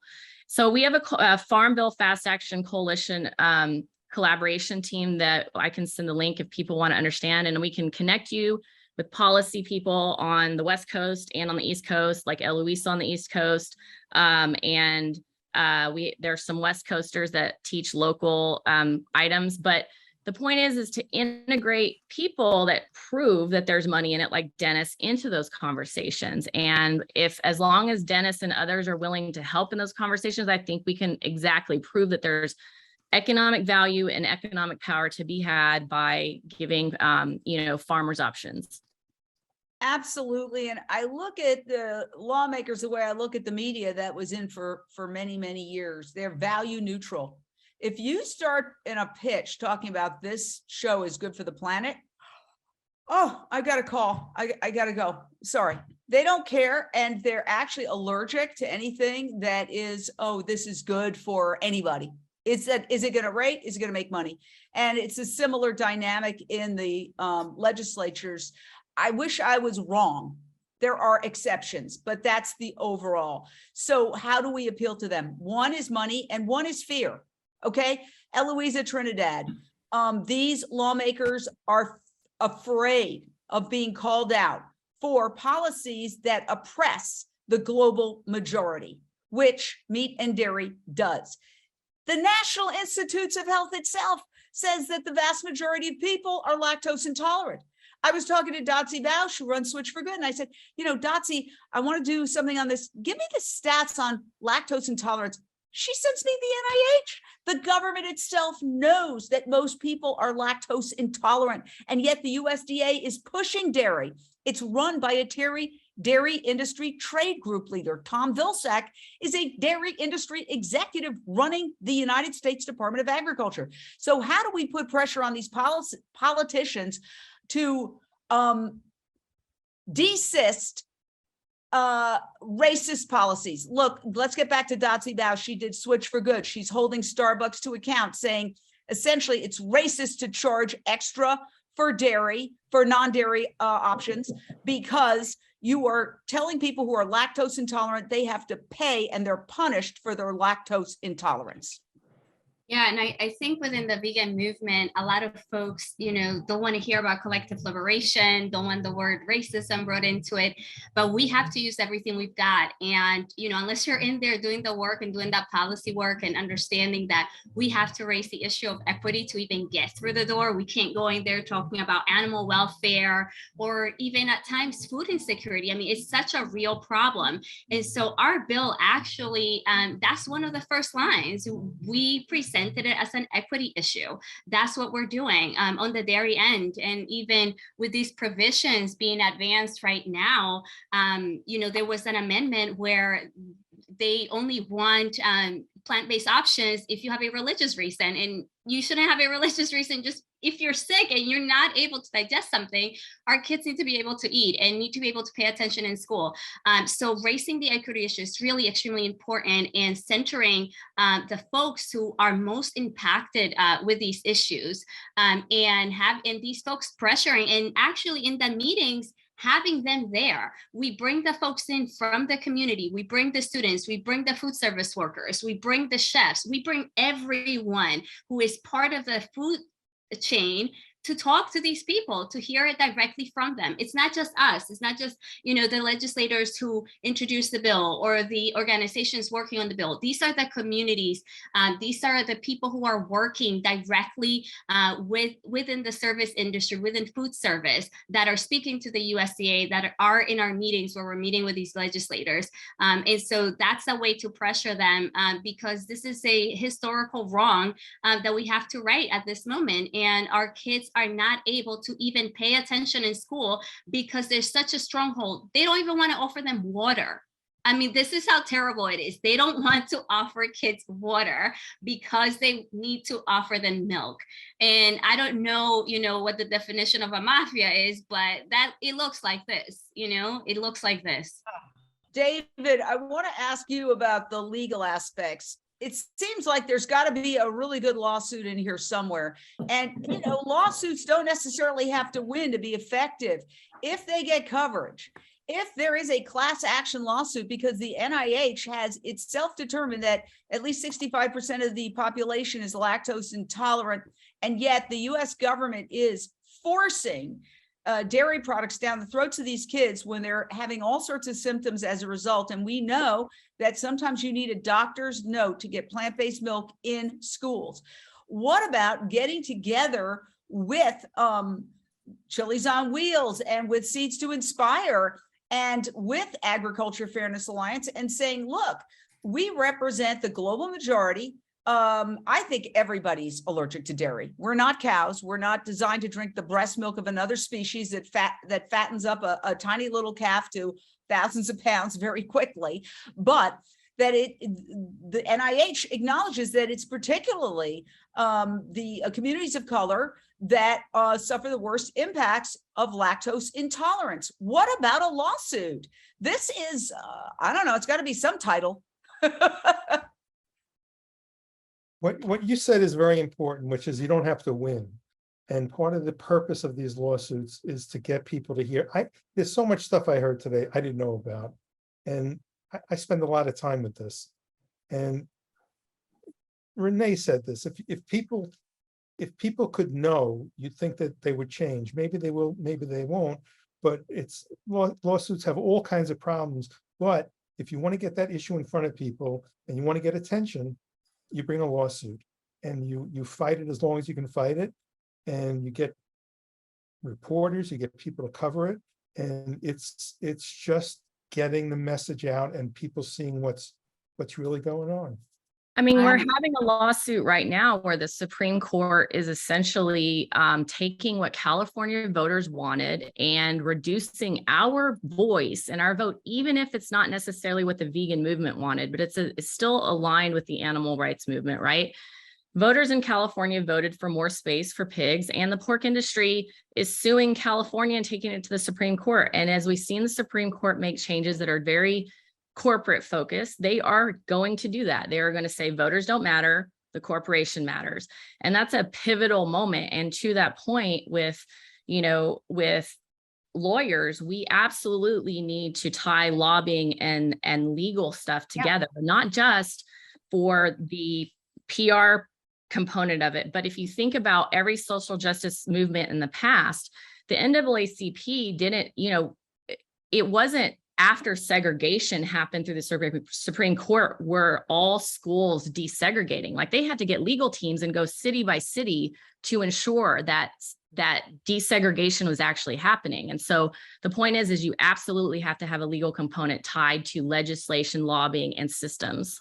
And just to add to that, in our provisions on the dairy aspect of it, what we've removed and what was advanced was that no doctor's note should be required for a kid to get a plant-based milk. And then a $2 million grant program was also added to it to offset the cost, because soy milk is actually approved by the USDA. But because the dairy industry has such a stronghold, schools are authorized but not required, and everybody's confused, everybody's afraid, everybody is just pushing the milk.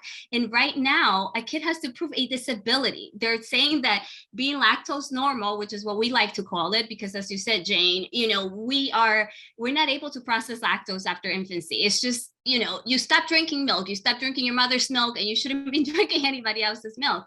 And so that's what the provisions look to remove is, we have poor parents, working poor, and you're requiring them to go to a doctor when they might not have health care. You're requiring them, they may be working 2-3 jobs to get a doctor's note to say that you cannot drink milk. This is what's happening. And so those are what the provisions that were advanced, what they do. And we hope that they pass the House fully and hopefully the Senate, but it's a really, really tough fight.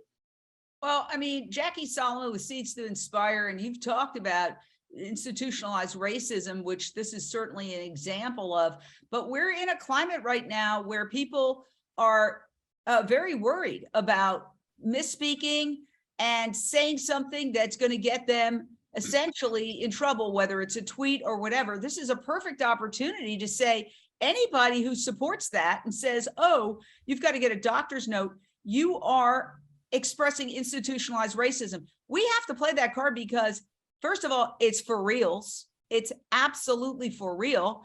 And secondly, I think in today's climate, it would be extraordinarily effective. I think that this is why okay, let me just start by, it's overwhelming, right? We have, like Eloisa was saying, we have our community members that are multi-generational living in homes. We have this housing crisis where everyone right now experiencing vast houselessness. The stress is on, everybody's afraid, they don't want to push, they're just holding out to what they have. And I think that this is why I go to where people are feeling sick, because that's one way we can always connect. When you can help people understand that that's the one thing that we can do. All of this feels out of control, but we can help you feel better. So we go to organizations that are already there and supporting community, that are already working on healing with communities, and we partner together to bring that trauma information, but also the resources and the education. So we partner together with organizations, so we build our muscle, we work together. And then when we go into the schools, we work with programs that are already funded, that are already hyper-focused on our Black, Indigenous, and racialized children. So we work with like the cultural immersion programs, and we bring the plant-based nutrition in there. We bring that awareness. We activate the community from within by really bringing back understanding what nutrition apartheid is, what the colonial diet has done to understand that when we take back our own ability to grow our own food, now we activate. And I love that I think it was Sister Eloisa that brought back the Land Back movement. When we activate our indigenous communities to start really addressing climate destabilization and bring that awareness out, we empower them to actually honor the treaties, go and talk about the Paris Agreement, understand that the power is within our indigenous communities to stand up and protect, because all the treaties are protecting the land, are protecting our home, are protecting our food systems, are about protecting it. We need to empower them and work together, because that is a pathway forward. If we go to our brothers and sisters that know, that have the wisdom, that understand, that have never forgotten about the tragedy, that live it every single day and it's alive, and we come together and we get healthy and we support them, let that wisdom guide us through. And then there's nothing to be afraid of. And honestly, people, we have reached a point. We don't have the luxury of being afraid. We have to speak, we have to act, we have to do something, every single person. And let me tell you that the forces arrayed against us are playing that card. I will just give you an example. I think it was $14 million just given recently, and this is a bipartisan issue. Tom Vilsack, is the USDA secretary currently. $14 million, my understanding, to give to communities of color for backyard farming, essentially. And how stupid is that? If people are already experiencing food insecurity, you're going to give them another mouth to feed? Absolutely makes no sense. Like Heifer International, and we invite Heifer International on any time to respond to that. But I think that while we feel like this is a very overwhelming problem, I always look back at the carriage horse issue. There were people fighting for carriage horses for centuries, and pointing out how exploited they were. And then something called the electric carriage came along, and voila, you will see in historical footage that from one year to the next, all of a sudden cars were replacing the carriage horses that were everywhere. And so what is our electric car of the food system? I want to go back to Dennis, because you're involved with fungi, but I've also done 2 interviews in the past 2 weeks that are articles that are on Unchained TV. One is microalgae, an Israeli company called Breville is manufacturing microalgae, which I kept saying, well, what is it? They said, you put a bucket of water out, microalgae, which is everywhere, it's the oldest substance in the world, will form. And we figured out a way to make it colorless and odorless, and we can and tasteless, taste neutral, which was a big challenge. And we can manufacture it fermented in giant vats, okay, the size of an airport.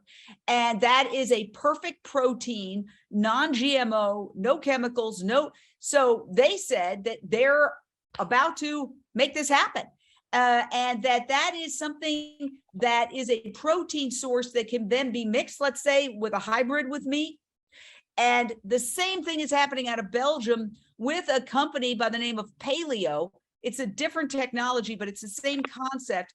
They are making bioidentical meats. So they don't use an animal biopsy. They actually just mirror the DNA sequencing of particular animal parts, whether it's pork, beef, chicken, turkey, and they make a substance that's more like an ingredient that you would add to a food. And it makes it taste just like meat, because it's bioidentically identical to meat. They also can ferment it in giant warehouse size vats. So with the fungi, with the microalgae, with this other technology by Paleo, Paleo says they're going to come on the market in 2023, next year, in a couple of months. I mean, when is it going to be that moment where you look at the old-fashioned footage and the carriage horses are gone, and then there's the cars? We're in it right now. Right, where you did mention a local North American companies like Meaty out in Colorado just received a $150 million investment, a food that tastes like a variety of different meats that we consume. Nature's Find is doing the exact same, similar technology. What is being done in Israel, also been doing it for Nature's Find is the one that's working with NASA about feeding, like potentially taking mushrooms to Mars potentially, where with the mycelium, we're going to help build the homes on Mars, and then through that also create a food system, right? And we're just look, we're coming into a world where the Asian and other cultures, certain European cultures, which have been holding this information dear to their hearts and not sharing it with the world. But what the West does always with anything that the West takes is they glamorize it, they make it fun, funky, and cool. And now mushrooms have come here to North America, and finally people are starting to understand the value of what it means from the beginning, from the mycelium network all the way down to the fruiting bodies of mushrooms, right? So what I see happening in the next 5 years, and that's thanks to some of the things we're going to be doing in Arkansas, is you're going to walk through a grocery store, you're going to pick up a bag of frozen chicken, it'll be mushrooms. You'll pick up patties, it'll be mushrooms. You're going to have not just one item in that frozen aisle that's going to give you that plant-based option or fungi-based option. You are going to have dozens. And each of those products are going to be healthier for your consumption when you compare it into a meat consumption component. All we have to do is listen. You know, mushrooms will lead the way. And luckily, there's so many incredible people within the industry that are doing beautiful things, and we're here. The carriage is about to take a right turn, and we'll utilize the wheels and just motorize them with some fungi and go shape the world into a beautiful, sustainable future. Look, Arkansas will be a beautiful model. And if you guys, go to arkansasfungi.com, join our mailing list. We still haven't sent a single mailing list because we're still not at production. When we start producing, we're going to start talking about our story. We're going to talk Arkansas about Fungi on, you got a website now? When did that happen? arkansasfungi.com. So fungi.com. And so, look, guys, we're going to regenerate the soil. We're starting to work with the University of Colorado. Thanks to RAP, we're gonna start working with the University of Arkansas. I'm in touch here with Michigan State University. We're going to take this byproduct and we're going to utilize it in certain areas of the farm to showcase what that mycelium is going to do to regenerate the soil. Our soil has lost nutrition, and fungi will help recycle it. Fungi will help add that nutrition back into being. Let me ask you something. Let me ask you something right here. Are you going to be able to bring people to the farm? Are people going to be able to? Eventually, yes. And when you come to the farm, you will be eating chicken fingers and calamari, and you'll be eating steaks, and you're going to be eating a variety of different foods. And then at the end of the day, we'll say thank you to mushrooms. Right. And so, look, some people don't like the taste flavor of mushrooms. I go back to the component of saying, hey, guys, we may not love mushrooms or like mushrooms, but to say that somebody hates mushrooms, that's too, like, how can you hate? Number one, that theory never came to my mind. But mushrooms are part of our lives today. If you know somebody in your family that has had a organ transplant, there's a mushroom that is utilized that has compounds in it that allows our bodies to accept that organ instead of rejecting it. That's a beautiful specimen called Tolipocladium inflatum. And I'm fascinated about that fungi, and I only found out about her like 6 months ago. Right, if that is. And so fungi, we're in the precipice of time, and I see, Jane, I see a few shows on your network that will focus on mushrooms, because it's a mycelium network by multiple hyphae coming together and creating a beautiful tomorrow. So I appreciate this opportunity to chat about mushrooms, and please remember to add mushrooms to every meal. Your health will thank you.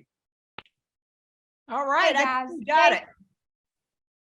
Jane, I wanna just, this has been amazing. I wish we could just talk for another hour. I think we gotta restructure how we do the RAP Summit. I think we need more time. We just have so much information to unpack, and there's so much knowledge and wisdom, and heart and soul, and you just can't rush it. It's so impactful. I just want to say in closing, before we get to the questions are going to be the end, the countries that were involved in the RAP Summit, of course, the United States, the UK, Japan, Canada, Australia, Portugal, Sweden, Nigeria, England, Scotland. We have a host of countries all signing on to interested in this work that we're doing. Lawrence Candy, who is with the farm in Scotland, is making big strides. They are growing oats and grains to make a cereal product. And he was here today on the RAP Summit, as well as Rebecca Knowles with Farmers for Stock Free Farming. So I want to thank them. Also, just want to say before I forget, because I didn't know ArkansasFungi.com was a thing yet. When I talked to you last week, it wasn't. So, wow, I can't wait. So the RAT team is a multiple disciplinary collaboration. Our enterprise is a partnership, and you can see this on our website, but I'm going to read it out loud. Our enterprise is a partnership among deeply devoted players. The Barretts, first and foremost, the Rancher Advocacy Program, the newly established Arkansas Fungi LLC, our venture capital investors, generous donors. We aim to blaze a trail for other chicken farmers who have similar situations to the Barretts, big debt to the banks, a desire to farm in a way that helps feed the world and provides a real livelihood for their families while caring for animals and the environment. This is big scale change happening on one farm in Arkansas. And I am so grateful to be amongst this amazing team that is going to be revolutionizing chicken farming into mushrooms. Yay! Go Barrett! Go Fungi! Go team! All right. Also, just want to remind everyone that's out there listening in the audience that we have a membership program. It's called, well, there's many ways to become a member, but you can become a RAT member and support our work, helping the farmers transition from animal-based models of production to plant-based models. Just go to rancheradvocacy.org/membership and join our growing membership today. All right. I think that's all I have right now. I'm just so grateful to be amongst this panel. And I know we have lots of questions in the pipe. So I think we should just get on to the questions. All right, we've got a question here from Carol Minetta to everyone. Dennis, please talk about how mushrooms can make leather. We've left, obviously we're talking about food today, but leather, many millions of cows are killed for leather. Yes, beautifully. Stella McCartney a couple of months back did a line showcased the power of mycelium. It's also, you know, somebody just started being curious about what the mycelium can do, and here we are now at the position where. So you have leather, which companies like Mercedes are now launching cars that will have the option to utilize mycelium leather. Then you have people within the modeling, within the fashion industry that are now a reishi hat just got launched. I forget the name of the hat maker. The hat's $810. If it was a couple $100 cheaper, I'd buy it. But it's a reishi style hat. But you know. There's packaging. Nobody's talking about mushroom packaging, right? Ecovative started at first. Now they've sourced the IP to a company called Mushroom Packaging. The companies like Dell and IKEA, right before COVID, this was a big announcement where Dell and IKEA both said that by 2025 they're going to transition all of their packaging materials from styrofoam and other packaging styles to utilizing the mycelium. And so you have a number of different companies. We have one product which is actually going to have one of those mycelium-based products.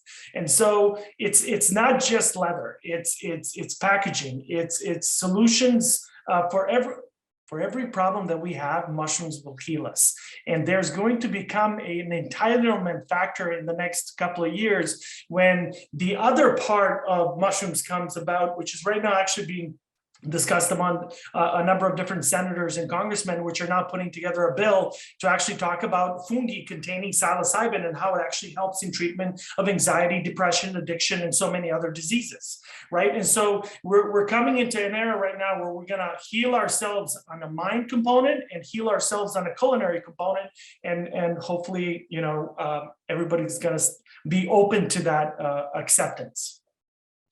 We got another question from Daniela Silva. How about hemp cannabis is another great solution? Who wants to hit that? Carl, you want to hit hemp cannabis? Unmute. You're muted.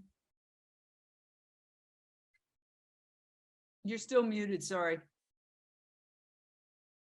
Been spoken a little. Yeah, Carl, you're muted. All right, I'm good now. No, still, all right. So yeah, it used to be our grandparents grew hemp in this country. It used to be a major crop across the country. It provides high quality, long staple fibers.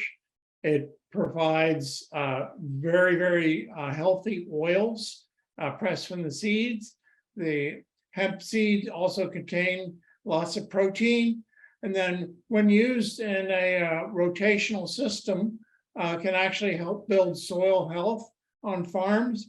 A lot of farmers jumped into the hemp market and it got burned in the last few years, just because the market wasn't mature enough to absorb the amount of hemp they were growing. But I think in the future, hemp is going to be become a staple crop. It's just a matter of time, and we have to let that market mature. All right, this one comes in. I'm co-founder for Brave New Life Project, and we are working to help slaughterhouse workers transition their careers in Colorado. My question is, do you find or know any farm workers who have similar feelings where they feel like they need to challenge their lives but don't have the support to do so? I want to bring in Eloisa to this. People who are running around in their Lululemons talking about how loving they are while they do yoga, but if they're paying for somebody to do their killing for them, we know these slaughterhouse workers who were absolutely decimated during COVID. Slaughterhouses were a hotspot of COVID during the pandemic, and they are primarily people of color, immigrants, low income, and they suffer tremendous psychological and physical repercussions from being in a killing situation for 8 hours a day. We've heard many people talk about how it has gutted them. Eloisa, what can we do for those workers? And Jackie, you could also weigh in. There's a lot of issues within the yoga movement, but we'll stick to this one. Sorry, that was an unfair characterization. But I've actually have done work. I've done undercover work in slaughterhouses, and I've worked directly with slaughterhouse workers that are desperate to get out of the work, who need a lot of support. So yes, as you said, we saw this and we continue to see this, not just during the pandemic. There's a really, really amazing book by Timothy Pritchard called Every 12 Seconds. And in this book, he goes undercover and really, as a vegan person, as a professor, he takes on this work, and everything that he goes through is what the slaughterhouse workers go through. And I recommend everybody reads that book because it really challenges our belief system of who's the bad guy and who's the good guy. And this is why it's so important within our movement to build coalitions and to movement build, to come together with those who are doing work, perhaps within the human rights space, right? There is so much opportunity to find common ground. I think most people who are working on environmental issues, we can all agree that we need to do away from factory farming. We can all agree that we don't want to see human rights and labor violations. This particular one particular slaughterhouse worker that we were working with didn't know that he was showing up to the job to kill. He just didn't know this. And he had moved to New York from Texas because he was afraid that he was going to get deported. His family, one of his parents had been killed in El Salvador, and he was a single dad just working here in order to support his kids. And they didn't have a mother. It was just him and his parents. And so there is so much opportunity within our movement to really uplift these voices, to understand, just as the ranchers and farmers need support, a lot of these folks do not have another option, and they need the support to transition out of this. And so when we see, not just within animal agriculture, but even the people who are growing our food, that a lot of time are kids, they're as young as 10 years old. When we see the fight for workers' rights, for labor protections, that is an opportunity for us as a movement to get involved, to support these folks, and really to uplift how we can support them and come together and grow our movement, and at the same time really transition these folks out of this. And this was a story that really broke my heart, because he was running and running, and then he gets to New York and he's performing a job that he has never performed. He was an indigenous person in El Salvador who grew food to sustain himself. And then he comes here and he's met with killing animals and he had no other choice, and he was suffering from depression, and he couldn't take it anymore. He's like, please help me. And then this person also started transitioning. We started delivering food to him as well, getting him resources, clothing, getting the community together in order to send stuff over to his family to support the kids. So we can do a lot, and a lot of times it may not be visible, but if we look hard enough, we'll find the ways that we can help. And Jackie Solomon, just to follow up to that, you know, one of the things that is never mentioned with the immigration situation is that many people who are immigrating used to be subsistence farmers, generational farmers living off their land, and that land in the lower portion of Latin America is no longer temperate. There was one article in the New York Times about it, but then never really picked up on, where people who have generation after generation lived off their land can no longer do so because of climate change, which is the result of animal agriculture. Again, another terrible vicious cycle. So they have to leave their land, head up north looking for some kind of subsistence and work. And they are demonized in the process when who's creating the situation that's making their land intemperate, that goes from severe storm, severe wind, severe rain. It's not the temperate climate it used to be. Jackie.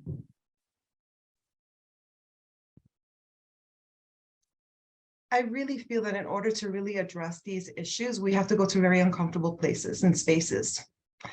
And this is all a consequence of imperialism, colonialism, and this is a conversation where we'd have to talk about anti-racism.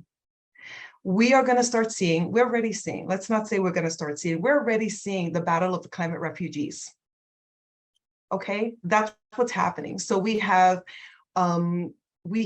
individuals that are no longer able to sustain their livelihood because of colonialism, that are now climate refugees, trying to find somewhere to bring their families to start anew.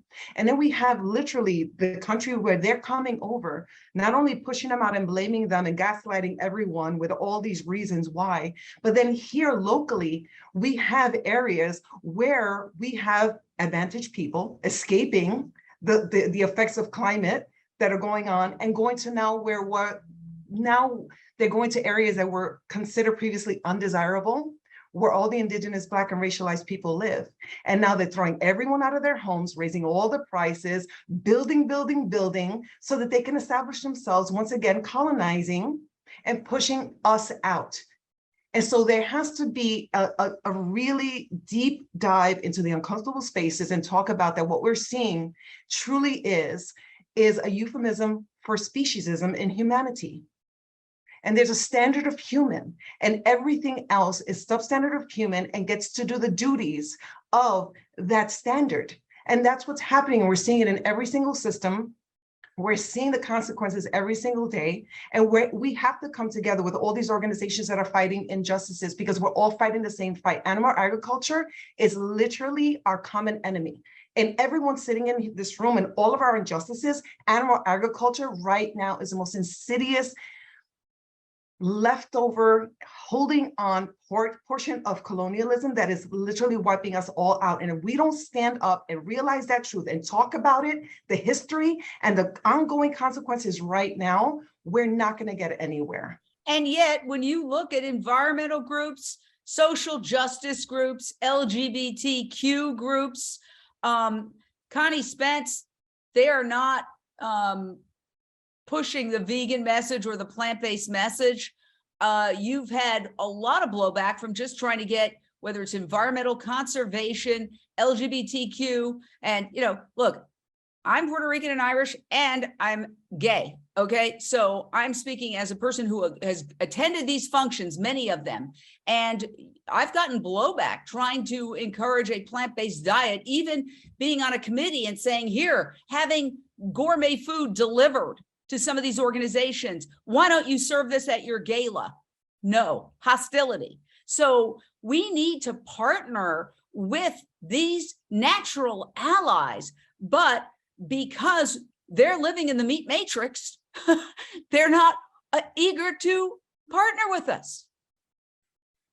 Yeah, I mean, I'm definitely seeing that not only in conversations and spaces that I'm asked to speak, but, even in the movement as well. I think that, if we want to be seen as more than just an animal rights movement, we also have to speak for people, environmental racism, and make sure that when sustainability and new farming techniques are discussed, to the points of the other BIPOC community on this panel, is if the BIPOC community is not all over those panels because they have the source relationship to Indigenous and Native people, then how do we expect any other group to come back and want to ally with us? And so environmental is one, it's a little tricky because it's not necessarily in that sense, but the reality is that, it's all about economic power and the foundation of the agrarian society, in my opinion. You basically had cattle, and the language of cattle is the same language as chattel, right?